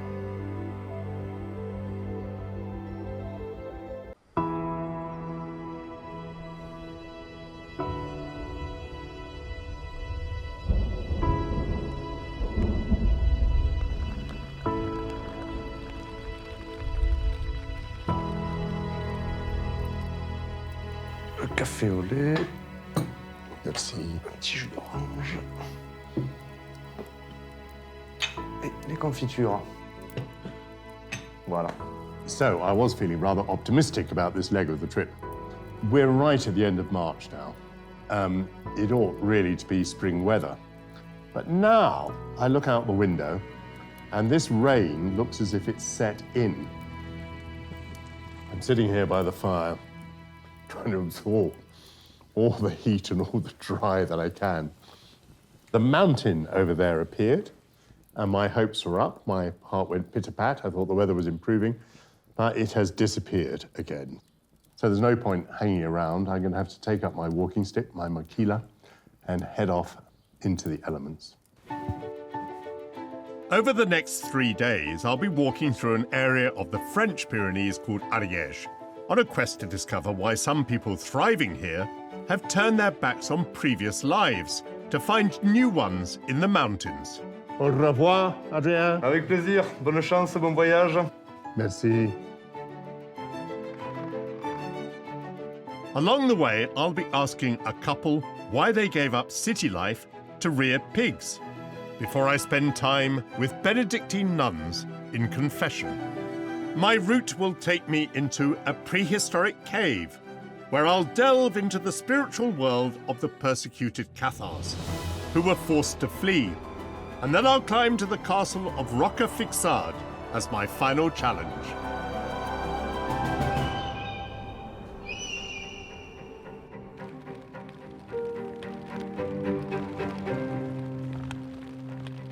Even in the rain, I'm aware of how lovely is this mountain air. I just feel I'm breathing free, walking free, being free. Whilst this landscape is strikingly beautiful, it's also pretty tough going. Whoa. When you slip back with every step forward on this slimy grass and mud, it makes things quite tricky. Up we go. But if you walk in the mountains, some days will be good and others will not. The Ariège region of the Pyrenees, 400 miles due south of Paris, is one of the wildest and most unspoilt in the whole of France, and rural traditions run deep. The people in this far southern region of France have a bit of a reputation for being resentful of authority, you might say a little bit bolshy. France is a notoriously centralized country, and these people are not metropolitan. They are hill farmers, and they don't like being told what to do by people in a capital city. And I have a lot of sympathy for that because I'm, you might be surprised to hear this, a bit of a rebel against authority. Oh, yeah, you'll say, but you've been part of government. Yes, but I wanted small government and I wanted less government. So I have a lot of sympathy for these people a long way from Paris saying, don't tell me what to do.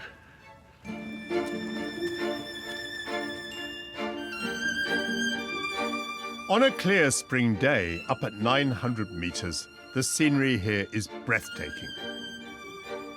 Even in the mist and the rain, it's a truly enchanting area. Many people who are born here never move away.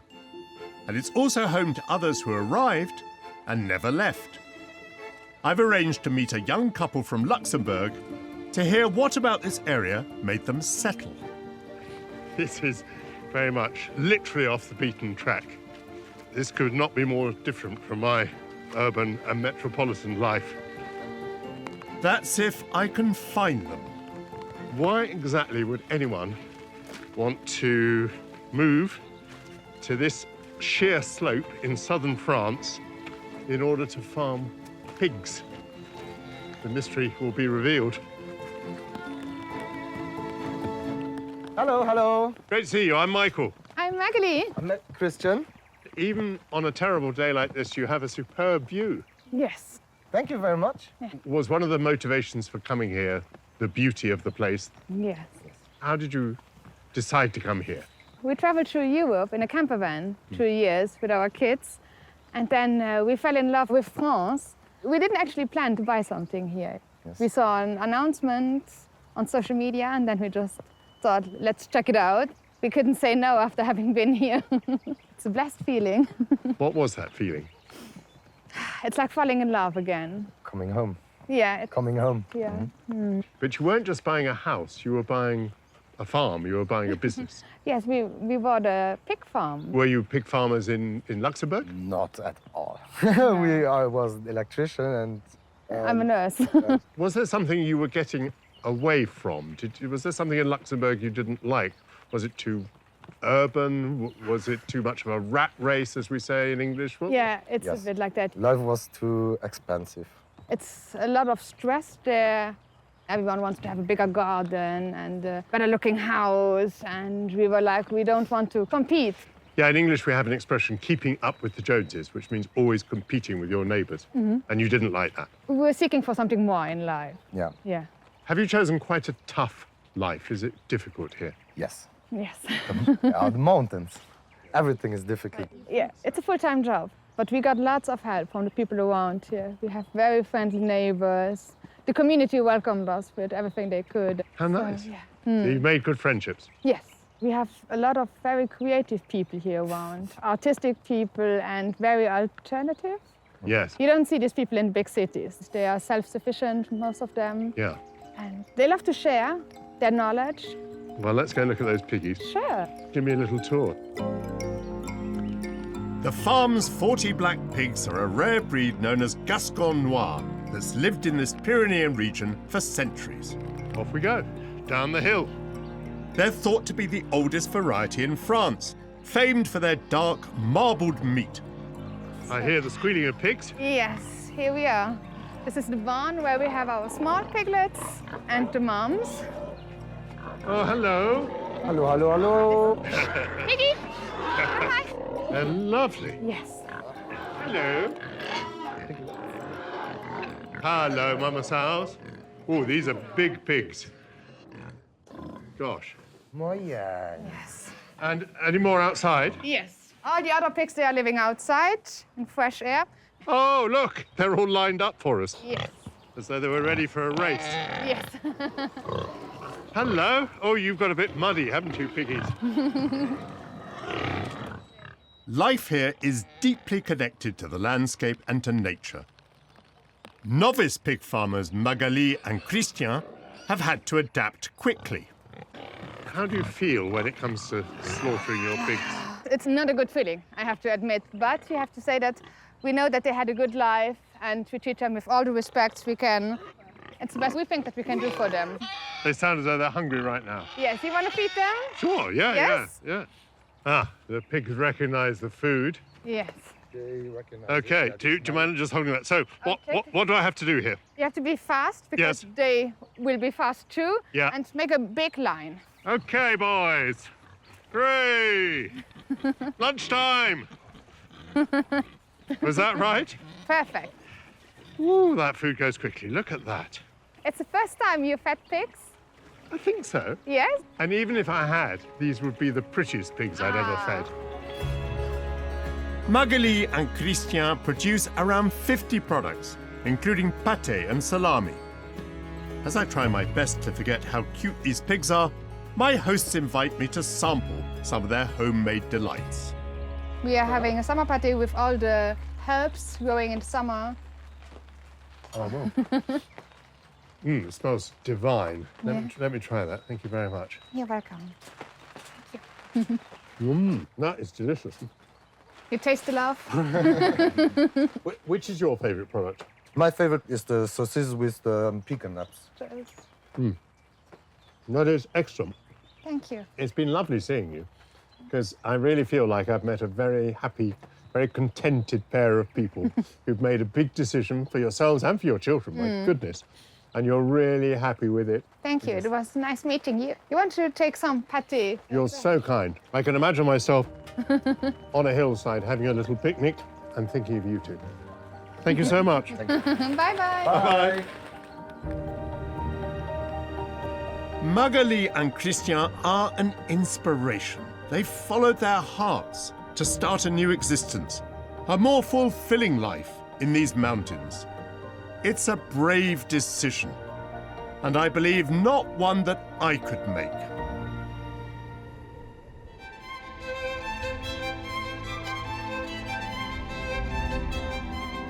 The rain continues. The visibility has got worse. Takes it out of you. My clothes are heavy with sogginess.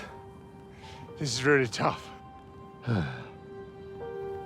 I'm on the third leg of my spiritual Pyrenean adventure, this time in France's Ariège region.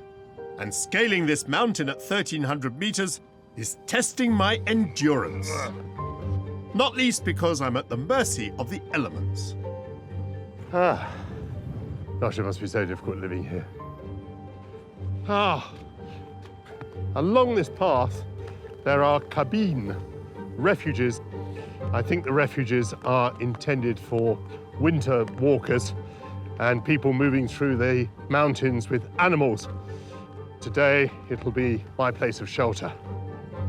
And that's where I'm going to meet Patrice, if I can find it. An author of more than 20 books on the area, there are few people who know these mountains better than Patrice Dufour. Through the fog, the smudge of a building.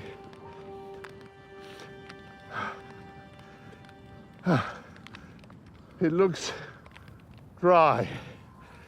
So welcome.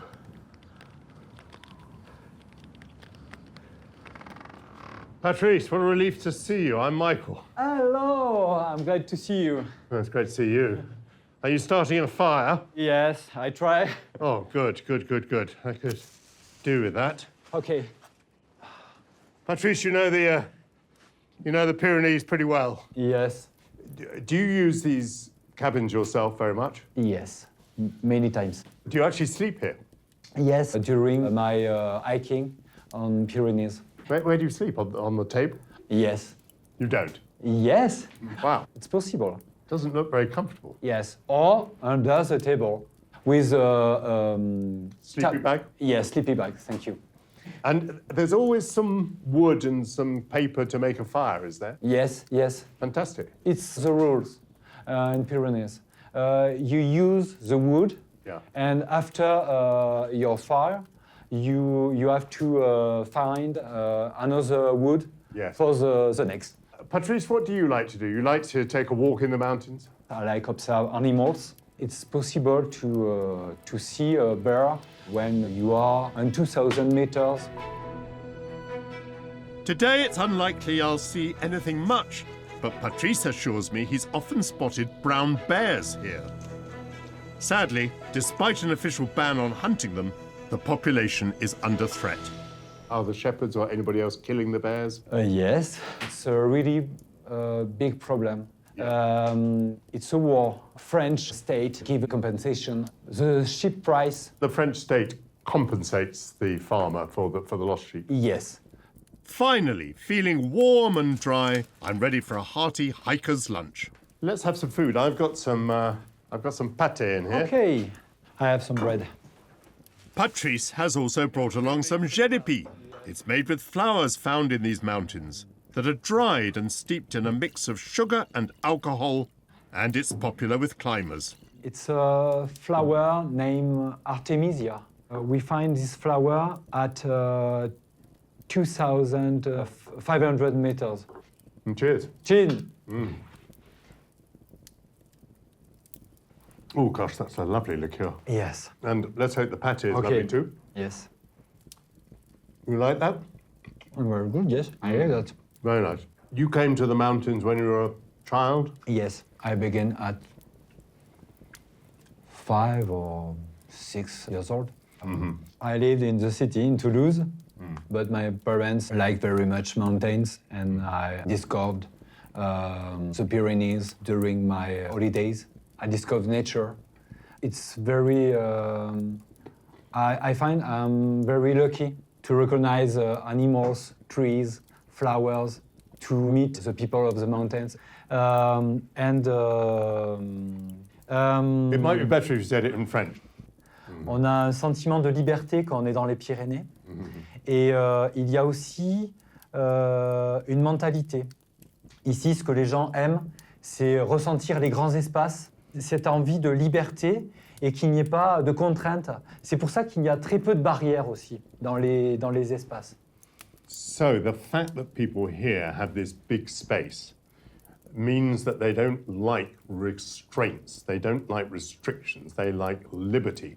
And actually you find down here very few physical barriers or other restraints.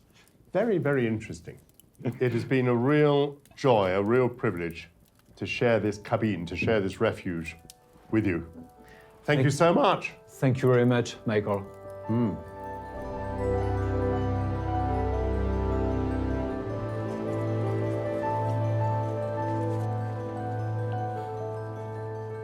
It was very interesting to hear Patrice talk about the fact that the people here find so much space in the Pyrenees, and that spells to them liberty.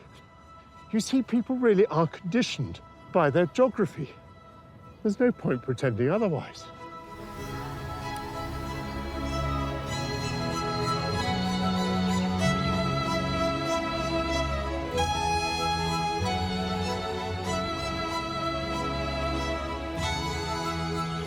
Yeah, a lovely green valley and snowy peaks.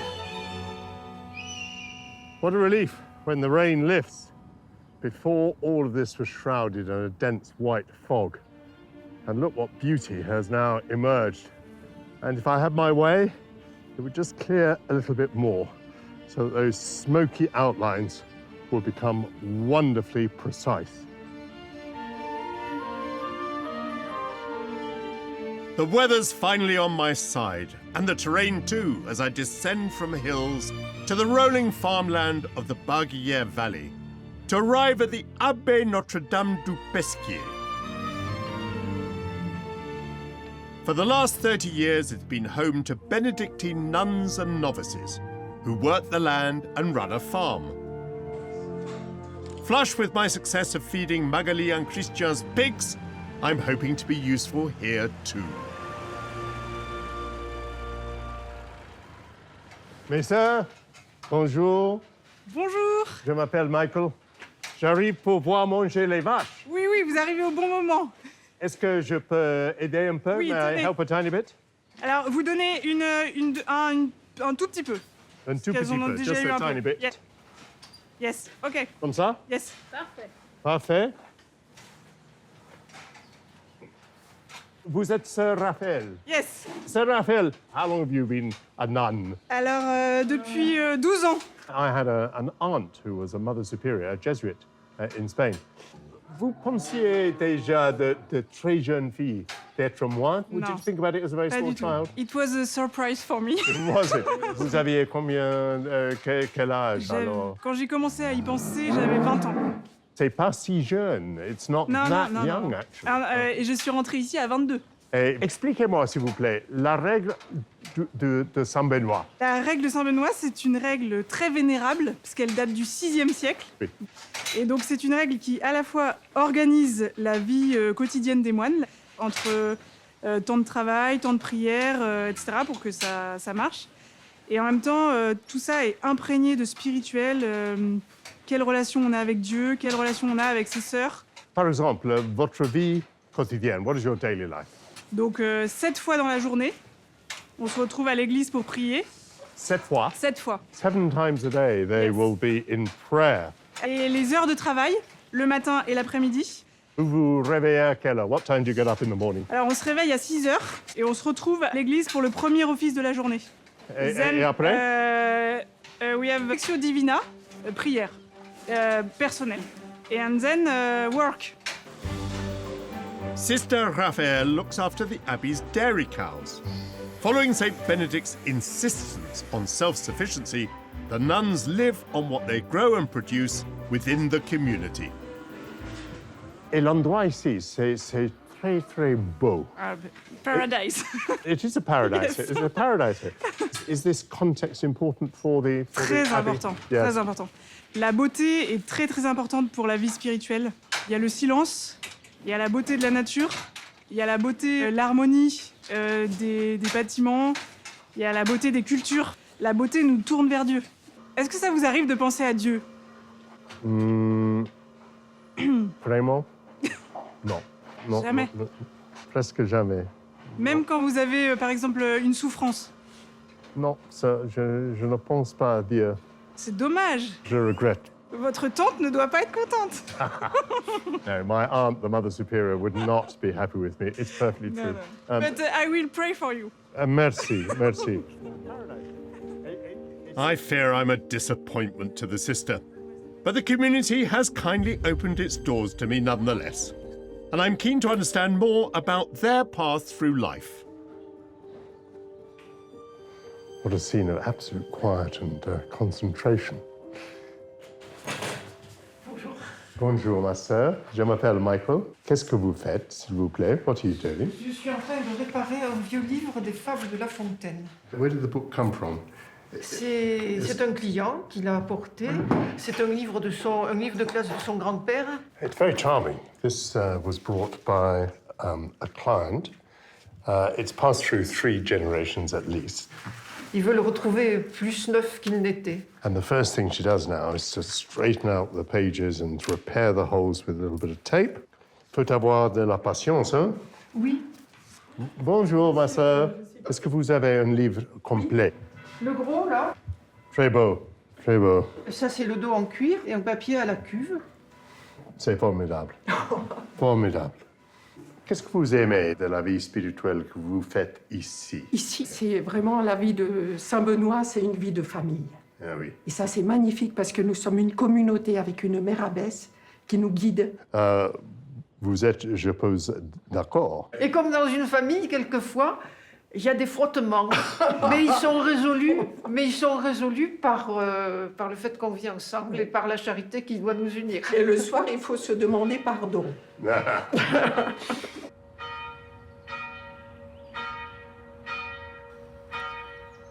As the light begins to fade, the abbey's nuns are called to the evening prayer known as Vespers.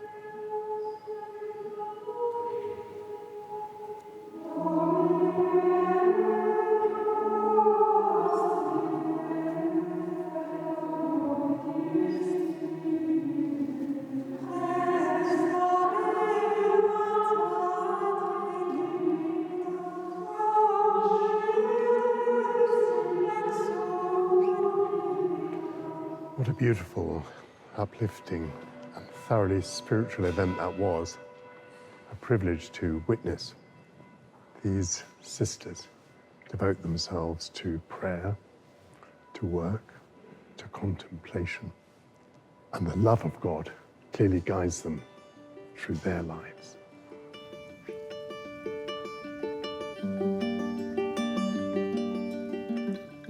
Well, a chill has returned to the air, and the rain is back too, and twilight is settling on the abbey and its view of the Pyrenees. What is happiness in life? Today I've met some very different people, living very different lives from each other and from me. What has not been in doubt is that they're living very happily.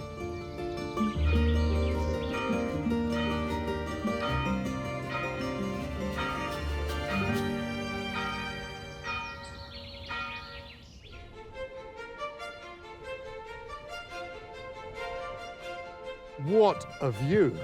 Extraordinary. It's not often that I'd say I'm at one with nature, but there is something very special about being here. And at a point in my life where I look back on much that has been, yet still look forward to an adventurous journey ahead. Oh, it's a vigorous climb. Over 3 days, I'm walking stretches of the French Pyrenees. And after yesterday's rain and mist, today looks a great deal better. The walker is always beset by one problem or another. So, I was soaked to the skin, and my clothes were heavy with rain.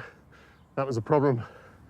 Right now I'm overdressed, and I am very hot and bothered.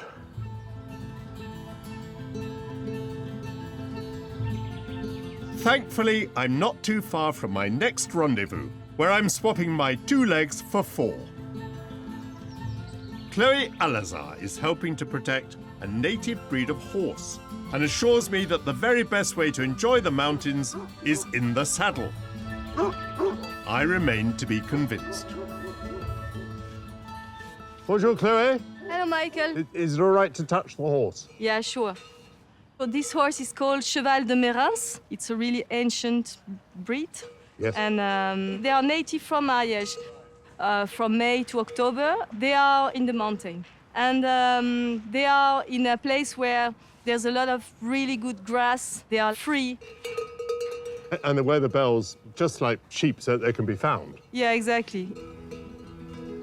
Transhumance, the tradition of moving sheep, cattle and horses up to the high grass for the summer, has been practiced here since the Middle Ages.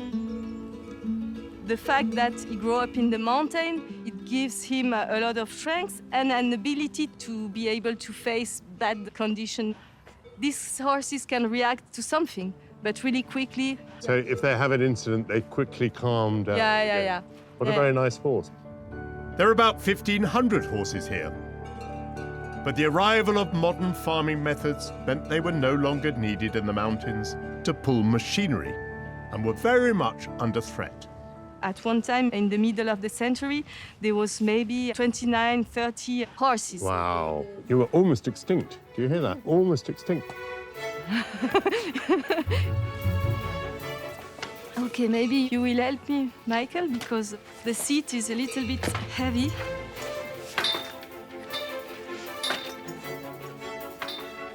Perfect. Bring the tail through. Yeah. Very nice. Yeah. I'm always a bit nervous about going on a horse. I have ridden very rarely, but this fellow seems like about the calmest and nicest horse that you could possibly try it with. Allez-y.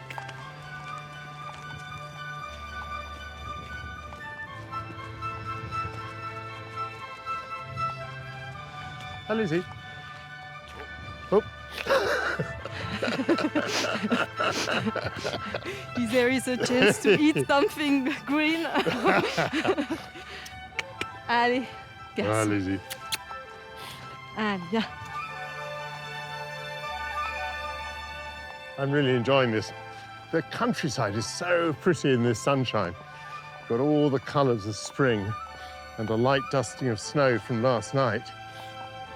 And this is the perfect animal for a novice like me.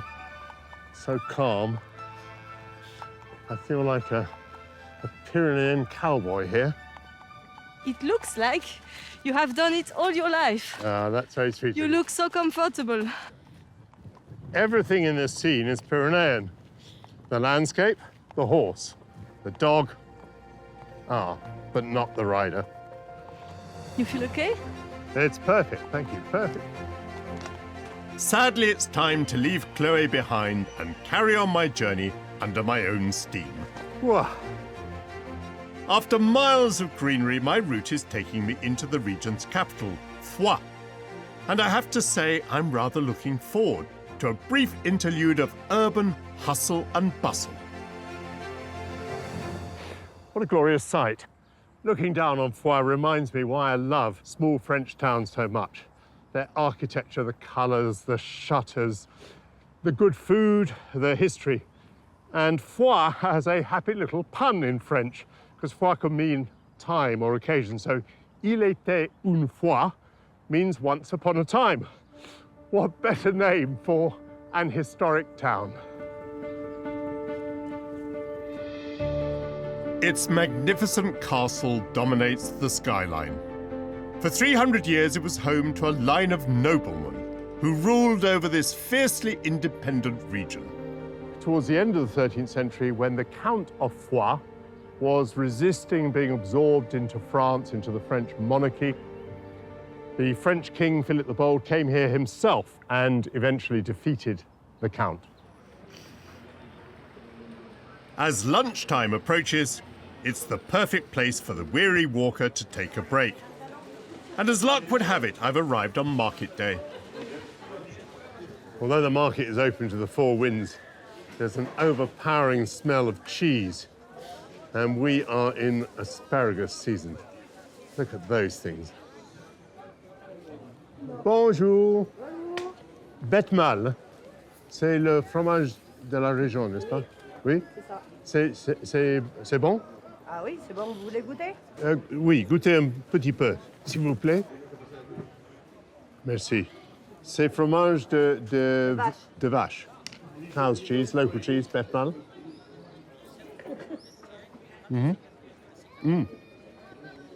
Très bon, très bon. Alors, je prends ce petit morceau, s'il vous plaît. Alors 5 €, s'il vous plaît. Merci.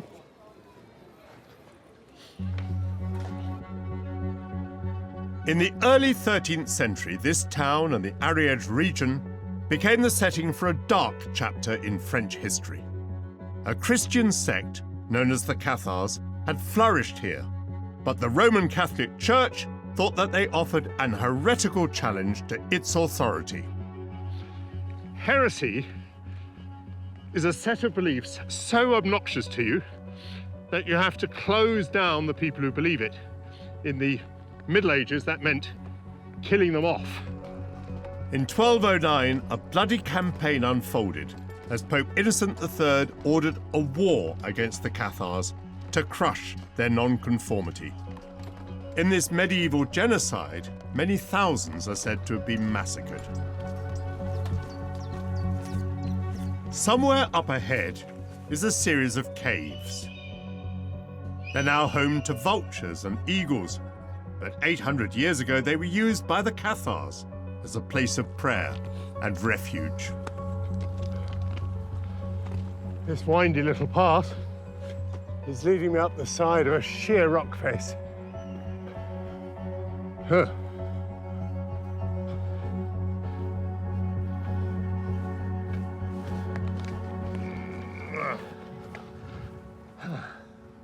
These huge structures, looking like bed springs, protect the valley from falling rock.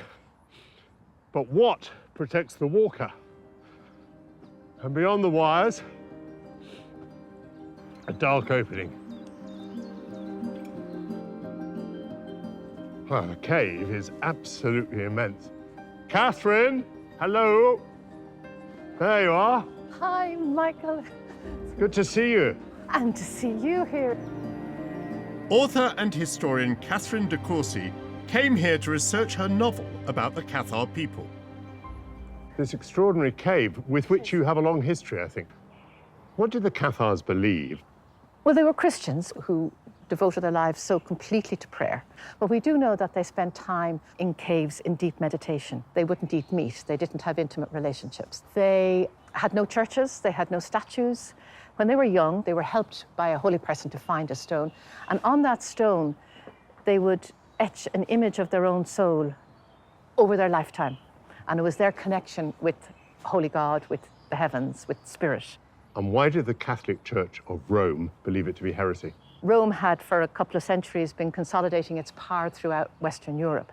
And in the 12th century, it had moved into this area and was trying to persuade the local people to accept the rule of Rome in their spiritual lives.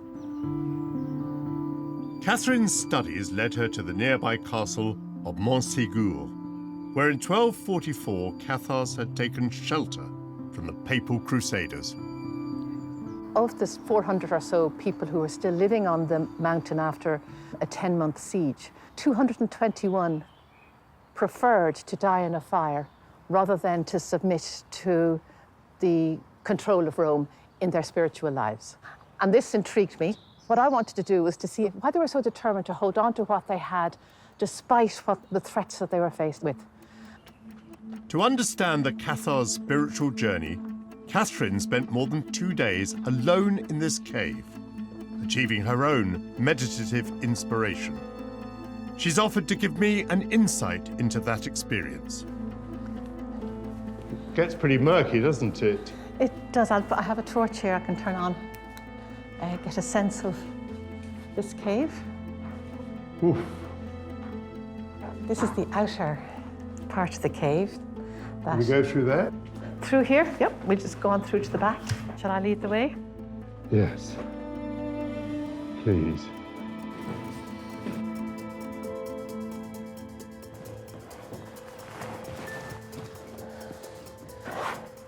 And this is where I spent 60 hours. My goodness.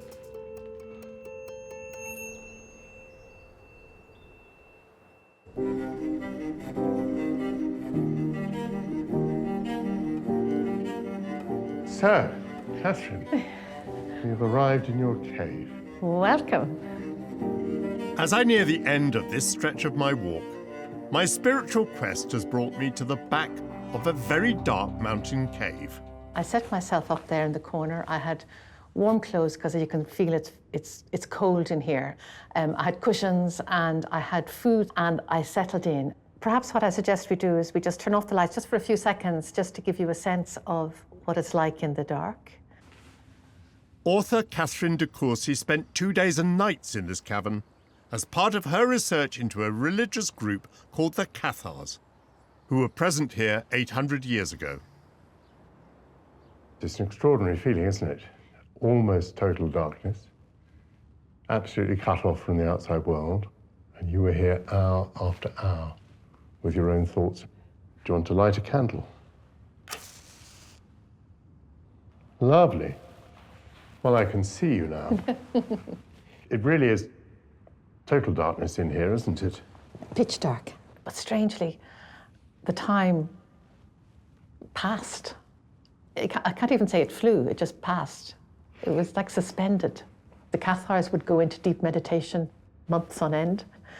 And so I thought I'd spend 60 hours just to get that sense of who they were.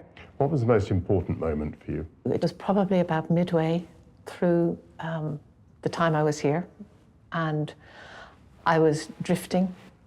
I might have been half asleep, don't really know. I began to get this sense of total peace. It just felt quite extraordinarily beautiful. And that, to me, was the moment where I felt this is what they knew. And this is what Rome was going to destroy. I'm very glad that you achieved that. And I'm struck that, most people would think that religion and church were the same thing. But religion doesn't have to have churches. And so here I am sitting in a cave with you, learning a new perspective on religion, thanks to the views of people who were here in the Middle Ages.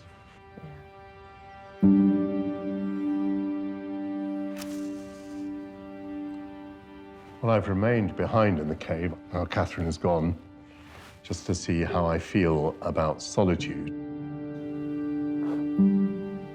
For some reason, the darkness of this cave is not scary. It is very peaceful. But it's not for me. Daylight again. To me, it is a relief. And what a paradox that you go into a dark cave to seek enlightenment. I don't feel as if I've achieved a personal enlightenment, but I have been educated by Catherine's experiences and by reflections on the Cathars.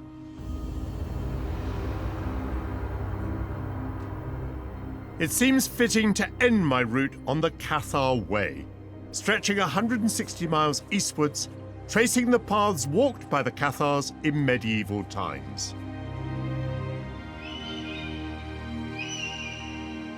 High above the tiny village of Roquefixade stands the ruin of one of 9 castles along the trail. This place once served as a haven for those under attack, and it's my final destination. That is, unless Mother Nature stands in my way. 1st of April, but this is no joke. A snowstorm. On this walk, the skies have thrown everything at me now.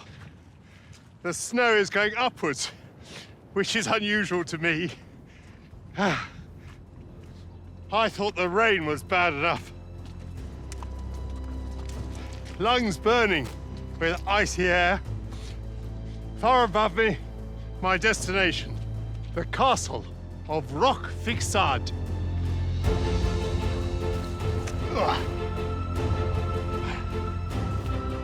What must this climb have been like for the desperate Cathar men and women being hunted down for their faith? The higher I go, the more heavily the snow is falling. This is really tough. But the castle is in view now, looking as I feel, a bit ruined. It's a good flat bit here. Make some progress.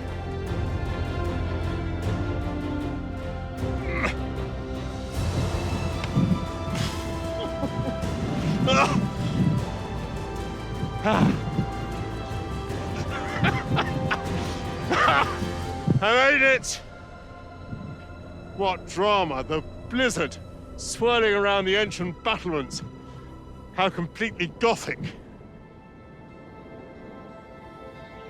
And as quickly as it descended, the wild snowstorm lifts, and I'm rewarded for my efforts with a magnificent view. I've been walking in an area of the Pyrenees where geography and history have created a self-sufficient and independent-minded people.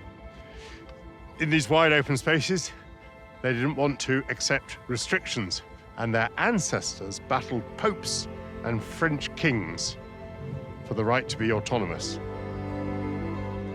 And the people I met have given me much to think about with their very different lifestyles. And I'm not going to follow any of them in their choices. But it has impressed upon me how free is the human spirit to choose its own way. And that is inspiring.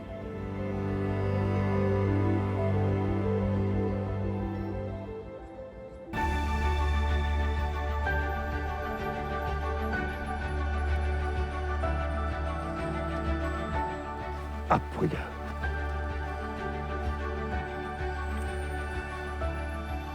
The final stretch of my Pyrenean challenge will include a strong element of personal pilgrimage.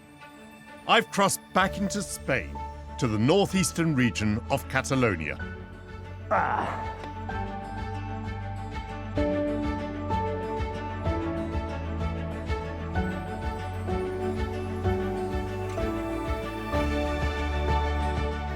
My first goal, the popular viewpoint, Mirador de la Tortuga. And round we go. Got it.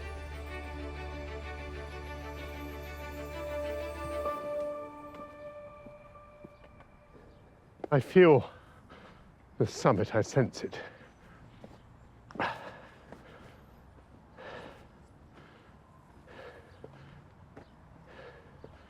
Definitely tiring. I'm in better condition overall than I was at the start of my walks, but the hip is a bit painful today, so it kind of balances out. And now I'm going to be treated to, oh yeah, a 360-degree view of mountain and village and crag and lake and dam and more mountains. Yeah, worth all the panting. I started at the Atlantic. I've made it almost to the Med.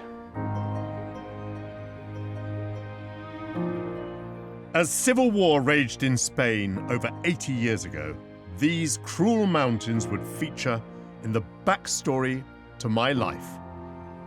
Spain is something special to me because I'm half Spanish. And this is not a corner that I know very well, but it is important in my family history because somewhere through these hills, my father walked to leave Spain as a political refugee in February of 1939. All his feelings must have been of despair, and everything that he believed in politically, democracy, the republic, all of that had crumbled away, and Spain was now under a dictatorship that he loathed as he tramped in February through the Pyrenees to an entirely unknown destiny. And I have never come back to walk in his footsteps.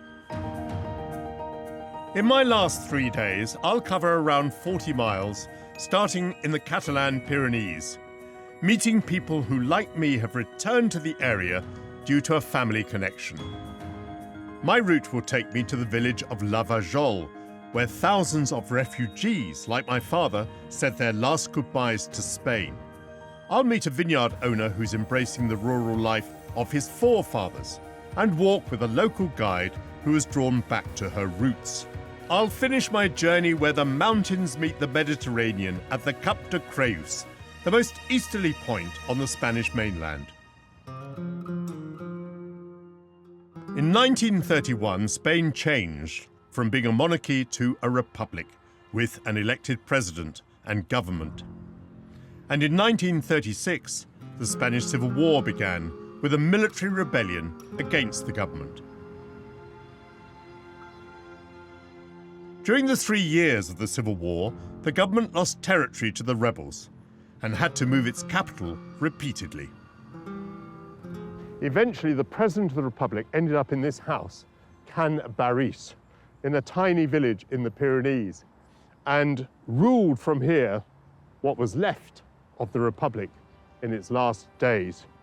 My father, Luis Portillo, a law professor, became Deputy Secretary of Justice in the Republican government.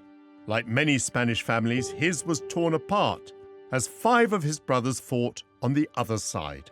He was forced to leave his homeland, but was lucky enough to create a new life in Britain after meeting Cora, my mother, seen here with my brothers and me bare-chested.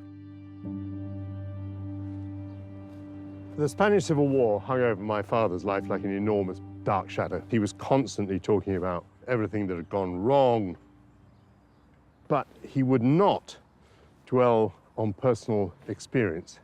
And so I have only the vaguest idea of how he left Spain.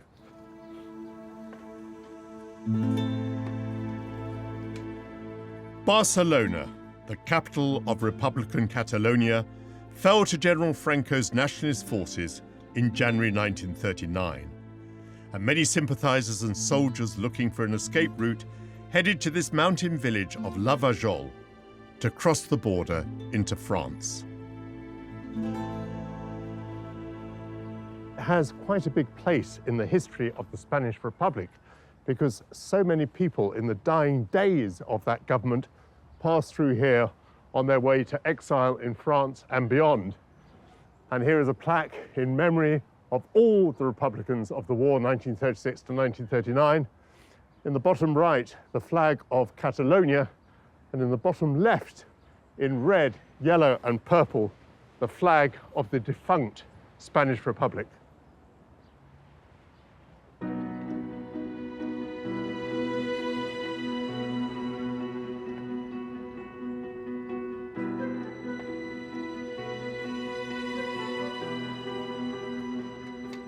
Hello, Margaret. Hello, Michael. It's good to see you. How are you? Good to see you.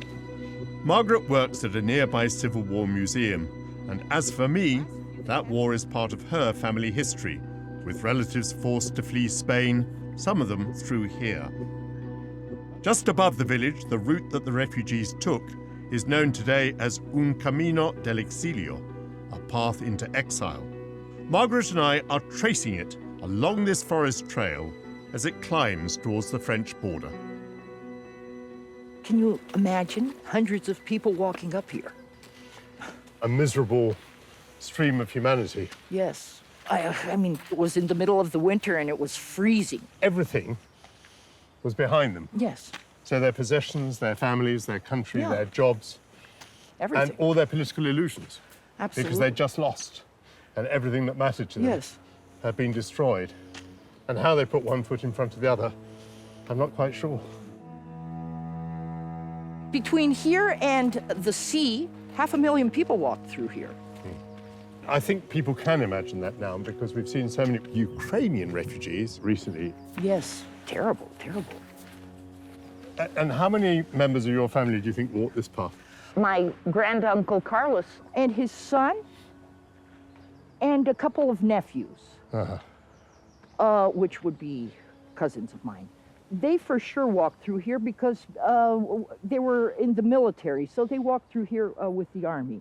Unfortunately, I have no details of how my father left Spain. I know that it was through the Pyrenees. I know that it was from Barcelona. Yes. I think it's extremely likely that it was along this path or a path exactly like it. For sure.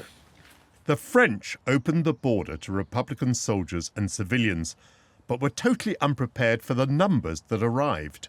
For many of the Spaniards, once they got to France, their troubles were just beginning. There were different organizations moving and working, especially from Perpignan. And if you were lucky, you could get help from them. But there were thousands and thousands of refugees that they weren't able to help everybody. I mean, they were known as reception camps, but they turned into something very much like concentration camps. That's what they were described as. And thousands died. We don't know exactly how many died. It was terrible, terrible. My father was relatively lucky because eventually he was sponsored as an intellectual and invited to Britain. My grandfather and his eldest brother, they were offered contracts in South American universities. That was very lucky for them. It was a bit easier on the intellectuals than on the others. Yes. And when Spain, in the 1970s, made the collective decision to move on and leave the past behind, this was known as the General Amnesty, the General Amnesty and the Pact of Forgetting. But of course, it's not actually worked out that way in the end. There's been a big revival of the movement to remember what happened in the Spanish Civil War. How do you stand on the subject of forgetting and remembering? Well, I think that, if you have to move forward, you have to know what happened before. So I think that you have to remember, and you have to know what happened, even if you don't, even if it's really ugly. Of course, in my own case, it's more complicated again, because some of my uncles were on the other side. Yes, that's very difficult. So the family was divided. Yes, that's terrible. And, you know, their children are my cousins and my contemporaries. Perhaps what was needed in the 70s was not a pact of forgetting, but a pact of forgiving. But that's rather idealistic. Yes, yes. That's pretty difficult to forgive, huh?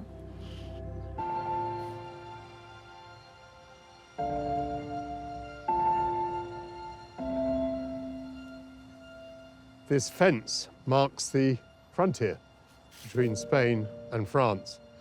And thousands of Spanish exiles, like my father, crossed this line. Some would be dead within days, dying of wounds or exposure. And others, like my father, would go on to have 5 children and a new life in another country.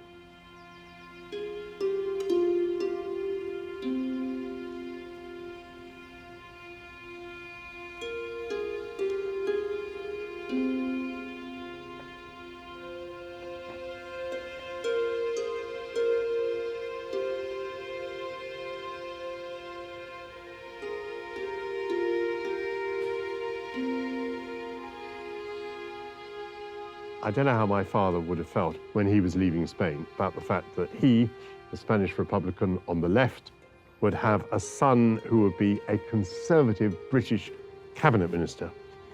But I hope he might think that my coming here is a tribute to him and to his suffering.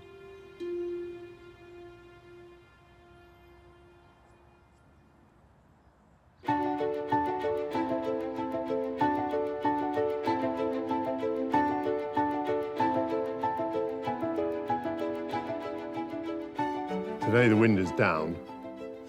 The air is quite chilly, but very, very still. Tiniest movement in the trees. But there's no mistaking that this is now intense spring sunlight.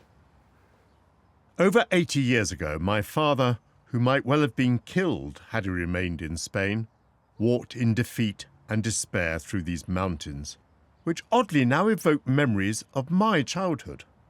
A little picture postcard of the Catalonian Pyrenees, a little village nestling so quietly beneath those enormous black and white peaks. When I was 9 years old, my parents sent me on my own to Spain for the second time. And the uncle with whom I was staying took me to a village, which was where his parents-in-law lived. And this reminds me of it. It was no bigger than this. And for a month, my world was confined to a small group of buildings like that. And at that age, it doesn't matter and you don't think about it. Back in London, as I grew older, I was in the suburbs and I yearned for the beating heart of the city. And I moved into the very center of the metropolis, and that has been my life ever since. While I craved excitement, some find solace in a more peaceful and slower pace of life. I'm heading downhill to explore the gentle terrain of the Emporda Plain. This area has a tradition of winemaking dating back to the 6th century BC. From the 1960s, many vineyard owners in the area were lured away to the coast as tourism boomed. But in recent years, a new generation of winemakers has moved in to revive old traditions. Just outside the tiny village of Rabos, I'm meeting Jordi Esteve Zifra, who 9 years ago left city life to produce wine. Jordi, what was it that brought you into making wine? I was born in Girona 40 years ago, but my great-grandparents was born here. So I make like a return to the roots of the family.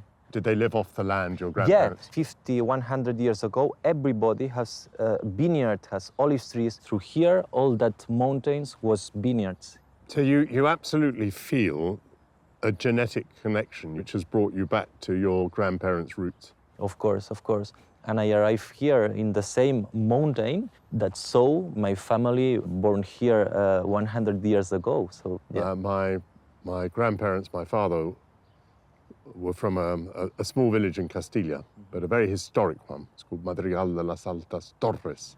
So I've never wanted to go back to my father's village life, but nonetheless, I've been drawn back to Spain again and again, like a powerful magnet. Nice, nice. So have you been involved in restoration? Was this a vineyard when you found it? Yeah, I found it 2016 in small vineyards. It's difficult to work with big tractors, so it's by hand, you know, fertilization, working the soil, replant the plants that they are died. So it's step by step. It's a slow rhythm. You cannot go faster. And in the world that everything is so fast, I love that because it's like relax, wait and see and work every day hard. You've come from the city, Girona. This is happening more generally, at least here, a return from the city to the village, to the country. Why? It is a change. It is a thing that I think it's like 10 years ago. It is starting. It is with connection with a slow life, no? Slow food, return to the past. And I think the people want more connection with the nature. The sun, the wind, the rain. We need to spend more time outside. Well, shall we see what you do with the grapes? Of course, let's go.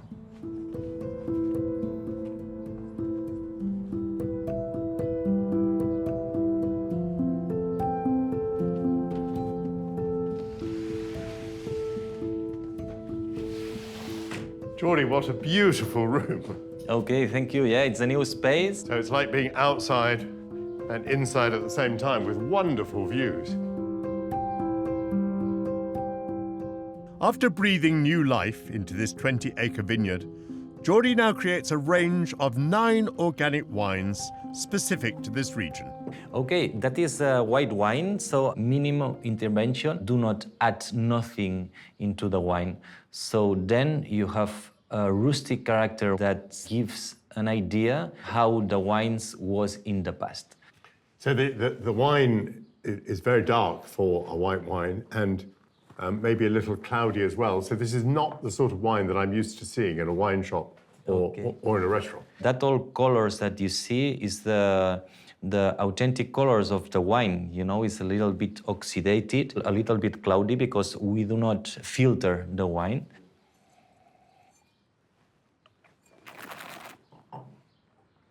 Gosh, no, that is a lovely wine, and it does taste very, very natural, very straightforward.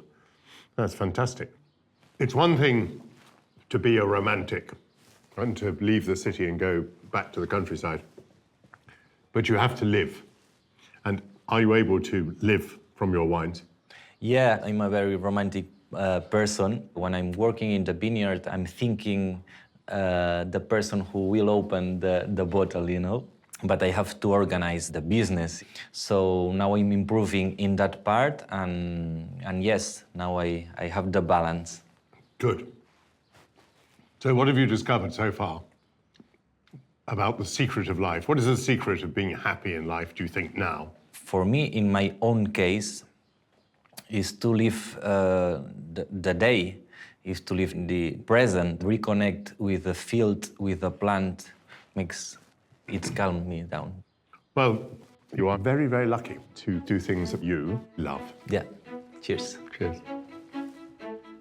Jordi has returned to his ancestors' rural way of life. He's at one with nature, and I'm pleased that it's bringing him joy.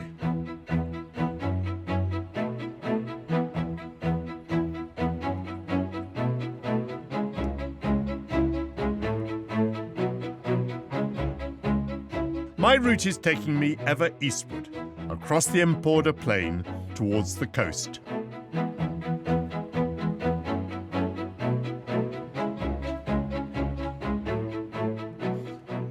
Being now so close to the Mediterranean Sea, the landscape is once more familiar to me.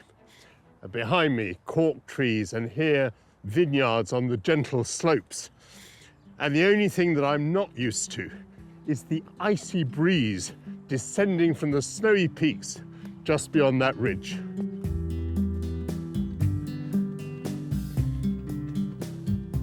They say that spending time surrounded by nature can be good for the soul. Yet even in somewhere as remote and wild as the Pyrenees, it cannot be taken for granted.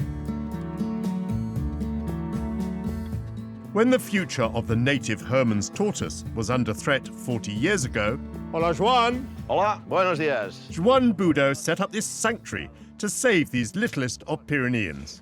¿Por qué está en peligro? Why is the tortoise in danger? Bien, es una especie que ya de por sí, su distribución natural es muy pequeñita. A lo largo de los años ha sufrido bastantes problemas. Y un problema, por ejemplo, muy importante, ha sido que hemos convertido, no tan solo aquí, sino en mucha parte de Europa, hemos convertido a esta tortuga como un animal doméstico. Vamos a ver las tortugas. Vamos para allá, pues perfecto. Por aquí hay tortugas. Sí, sí, 130 hay. Sí, 130 tortoises. Ah, mira, mira. Aquí hay una.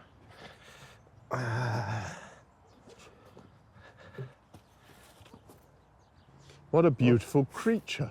Una hembra. Una hembra, female, adulta. Adulta, una hembra adulta. Es el tamaño máximo que pueden tener las tortugas adultas de esta especie. The maximum size they reach. Sí. Esto es típico, this is typical. Sí, esta coloración muy negra y muy amarilla es muy típica, que así parece muy vistosa, pero dentro del bosque, el bosque mediterráneo, es muy mimética. The sanctuary is supported by the Catalonian Environmental Department and the Albera Natural Park, and began a breeding program 28 years ago. Joan is taking me to see some of their newest arrivals. Tenemos aquí. Here we have to be very careful. Aquí, aquí. Could be tortoises. Esta pequeña y esta. La pequeña en esta mano, y así. Sí. Ah, qué bueno. Hello. Hello, hello. Lovely, tiny tortoises, and quite active. The sun is on them, and they're warming up in my hands as well. So they're poking their little heads out and moving their little feet. Aren't you beautiful? How old are these two, Juan? ¿Qué edad tienen estos dos? Bueno, esta es la de 6 meses y esta tiene 18 meses. 18 months. My God. Qué poco crecen, qué lento crecen. How slow they are growing. Tienen un crecimiento muy, muy lento y por eso también es un animal que puede vivir muchísimos, muchísimos años, 70, 80 años. Y este crecimiento es una dificultad para la facilidad de la reproducción. Esta tortuga no va a ser reproductora en la naturaleza hasta dentro de 13, 14 años. ¿Y esta especie dónde se encuentra? Where do you find this species? Esta subespecie de tortuga, Testudo hermani, solo se encuentra aquí en el norte de Cataluña, en el este de los Pirineos.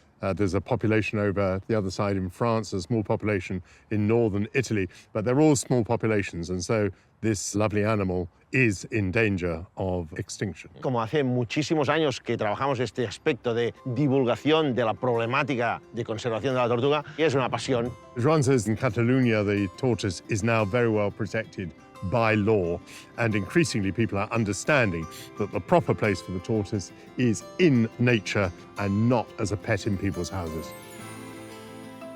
3,500 tortoises born here have been released into the wild, and researchers are learning more about how they behave in their natural habitat. Joan says this tortoise was found by a member of the public on a roadway. They will register it and microchip it. They've already microchipped 1,000 tortoises, which means that when they find them again, they have a very good idea about their ecology and a little bit about their life history and their movements.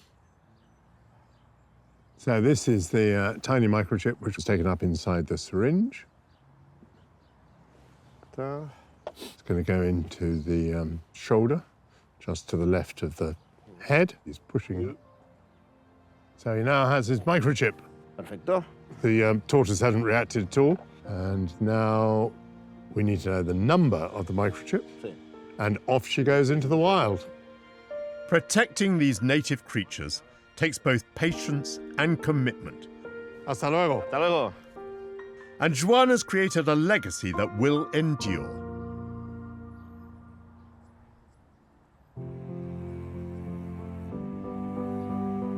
The sun is stronger, I think. The Mediterranean is at hand. Everything tells me we're getting towards the destination.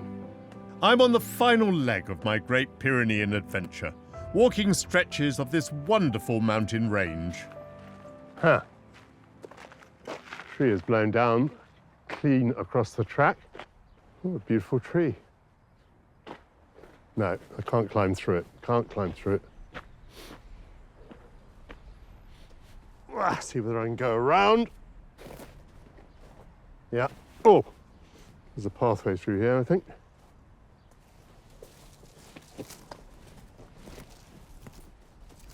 Oh, look at that. I think this might be a cork oak. And this is the bark that is used to make cork. Very clean break. Sheesh. Can do quite a job moving that. But there's no stopping the intrepid pilgrim. Away from the usual comforts of my life, this challenge has been a liberation, and the people that I've met, an inspiration.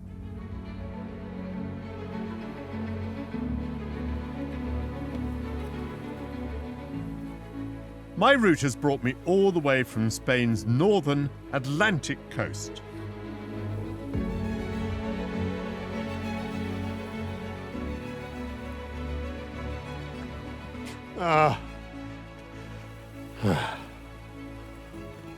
Onward. And now, from this Serra de Rodes ridge of the Pyrenees, at last, I glimpse the Mediterranean. This spectacular peninsula, the Cap de Creus, is the most easterly point on the Spanish mainland. Covering more than 50 square miles, it's protected as a natural park. A brief stroll through the ruins of this medieval village, abandoned since the time of the Black Death, brings me to my first view of sea since the Atlantic, and what a contrast. An enclosed sea, and so blue under this Mediterranean sky. And what a landscape of headlands. Joining me on this penultimate stage of my walk is local guide Merce Donat. Hello, Merce. Hello, Michael. What a pleasure to see you. And what a panorama. A very prominent monastery here. What is that? This is the San Pere de Rodes Monastery, a Romanesque monastery from the 9th century that was built by 3 monks to keep relics from St. Peter of Rome. Relics of St. Peter? I mean, they must have been extremely valuable. Yes. Rome was attacked and the Pope decided to split the relics around the Mediterranean Sea. With important relics, this was presumably a place of pilgrimage, and they would bring money as part of buying their penance, their forgiveness. Exactly. And when this monastery in 1930 became an UNESCO site, they found many coins in golden and silver from all over the Mediterranean countries.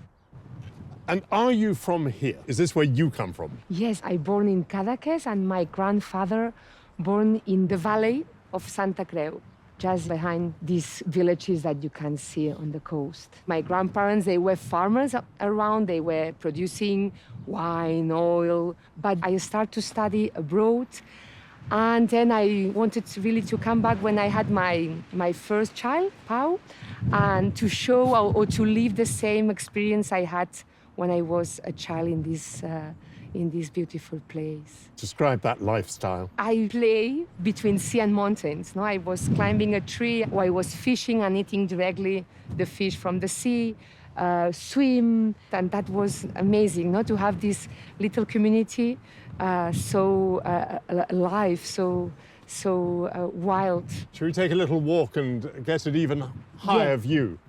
I would love to show you. Good. Yeah.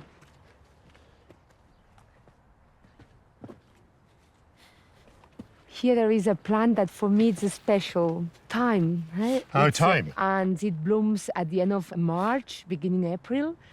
Let me smell it. Lovely.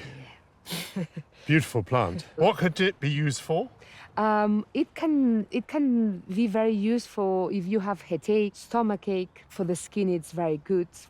In winter, when we feel a little bit down or bad mood, with a soup of farigola of thyme, and it makes you strong and happy.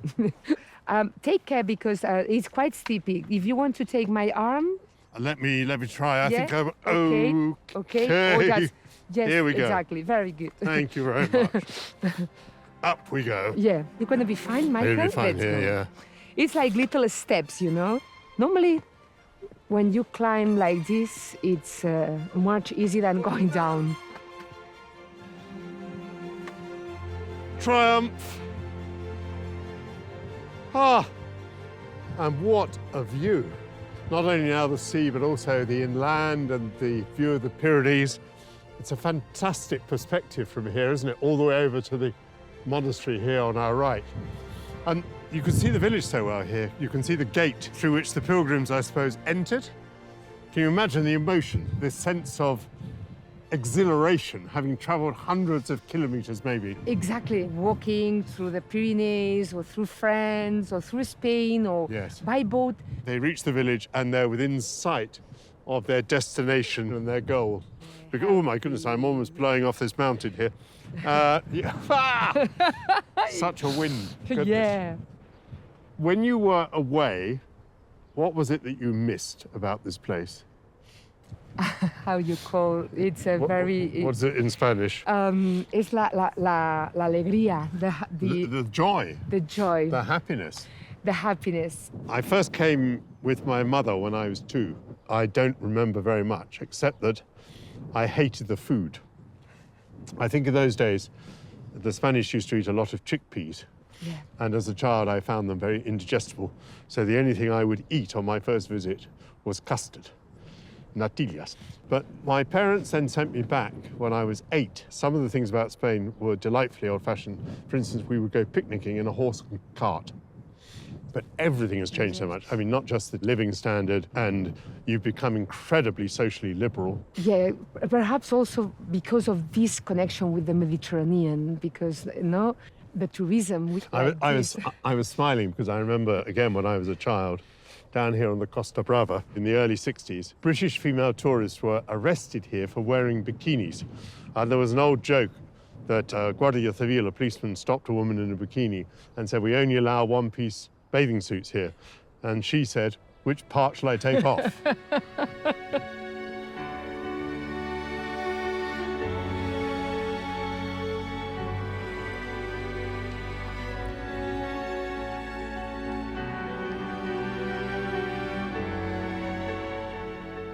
It's always struck me as odd that I was able to come to Spain when my father was not able to do so. Imagine that. So in a way, I was, with my brothers, we were his representatives in Spain. And I think that idea has always stuck with me. And I have seen how the inner life of Spain has been released with the end of dictatorship, and how much the place has changed as Spain has maybe rediscovered its inner joy and certainly rediscovered its freedom.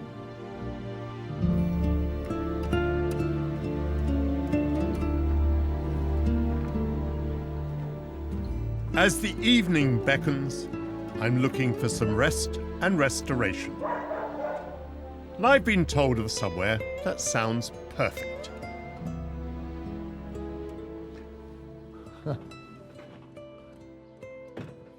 A casa rural is somewhere where you get bed, breakfast and dinner, subsidized by the local region in order to promote tourism.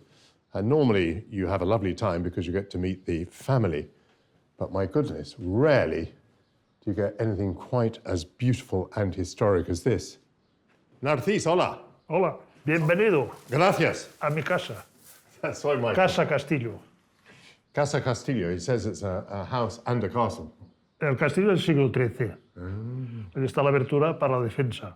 13th century castle, and there's a slit there to fire arrows. Sí. ¿Y desde cuándo lo tienen ustedes? Estamos aquí, mi familia, desde el siglo XVI. Somos agricultores. ¿Y la agricultura que hacen qué es? Vino y aceite, uvas para vino y aceite, parras. Una tina de vino antigua. O sea, aquí se hacía el vino. Y allí es donde guardo el aceite de oliva.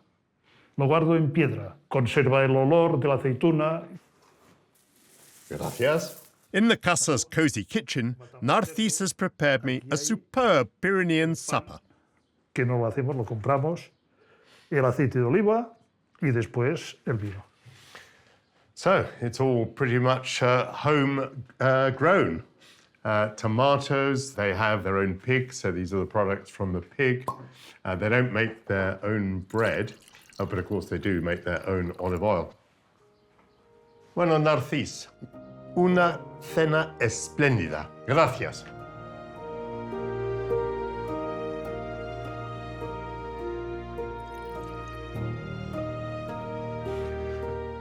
This journey has certainly been putting my arthritic hip to the test. And yet, I find myself in no pain whatsoever. I wonder why.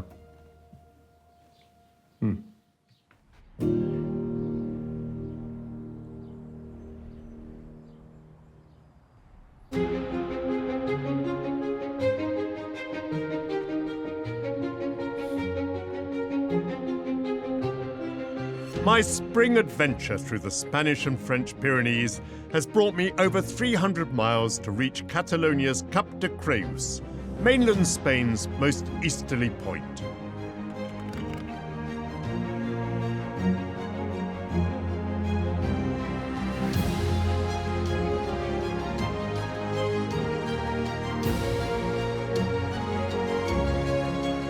It's spectacular from on high, and I'm told that its protected rocky coastline is still more impressive when it surrounds you.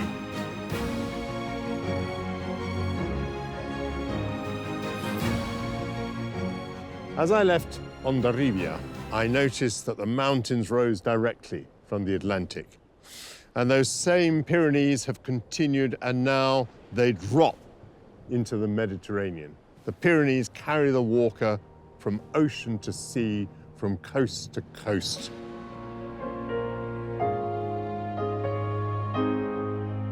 Just around this headland in the town of Cadaqués, these craggy coves and inlets fired the imagination of its most famous resident. I first came across Salvador Dalí, the surrealist painter, through his collaboration with Alfred Hitchcock in the movie Spellbound. There's a dream scene designed by Dalí with curtains that are covered in human eyes. Very bizarre. And he was such an extraordinary figure. And then I found out that he was from Spain. And he's very much associated with this peninsula. And so with my non-artistic eye, I've been trying to think what would attract the artist to here. Well, of course, the green of the vegetation is constantly interrupted by riotous geology. The rocks here are unruly, and everywhere they protrude through the greenery to produce images in the imagination, at least, of figures of creatures in greys, but also in yellows and orange, and many of them overlain with lichen.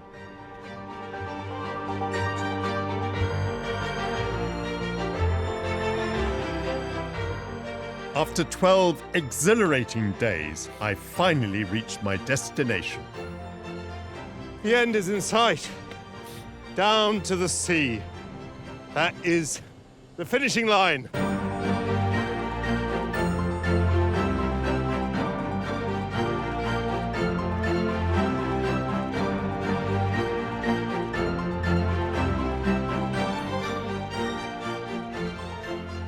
What a beautiful view of the Mediterranean.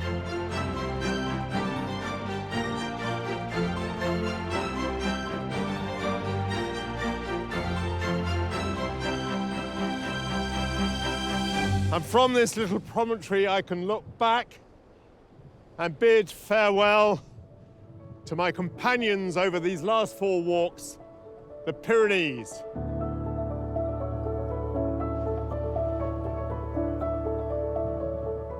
Embarking on a hike at my age and with an arthritic hip might seem like a foolhardy thing to do.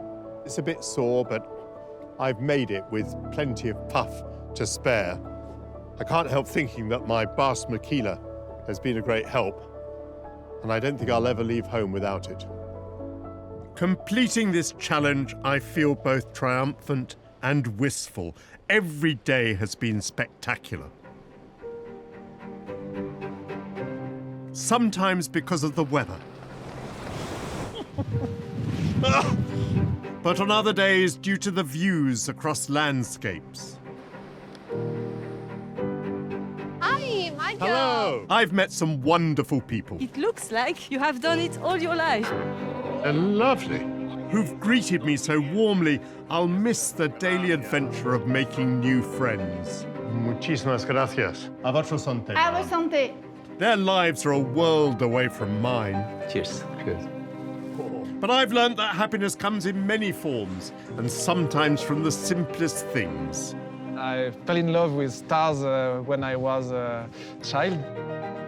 Discovering the splendor of these mountains has been a wonder, and I depart enriched by them. Reaching the end, I feel proud, but on every step along the way, I felt the joy of being alive. My brothers and I owe our existence to the Spanish Civil War. And I'm thinking that a story like ours will be told in coming decades by the sons and daughters of Ukrainian refugees presently arriving on the shores of Britain in despair, as my father was, but who may meet and marry British partners. The misery of war in Europe continues, but fate still works its quirky magic. And while I've been headed on this part of my journey south, out of the Pyrenees, I've been thinking about being the product of two nationalities, with one foot in Spain and one foot in Britain. I think my duality has been a blessing. It's given me two cultures, two families, two sets of friends, two perspectives. And I think my saunter through life has been doubly enjoyable.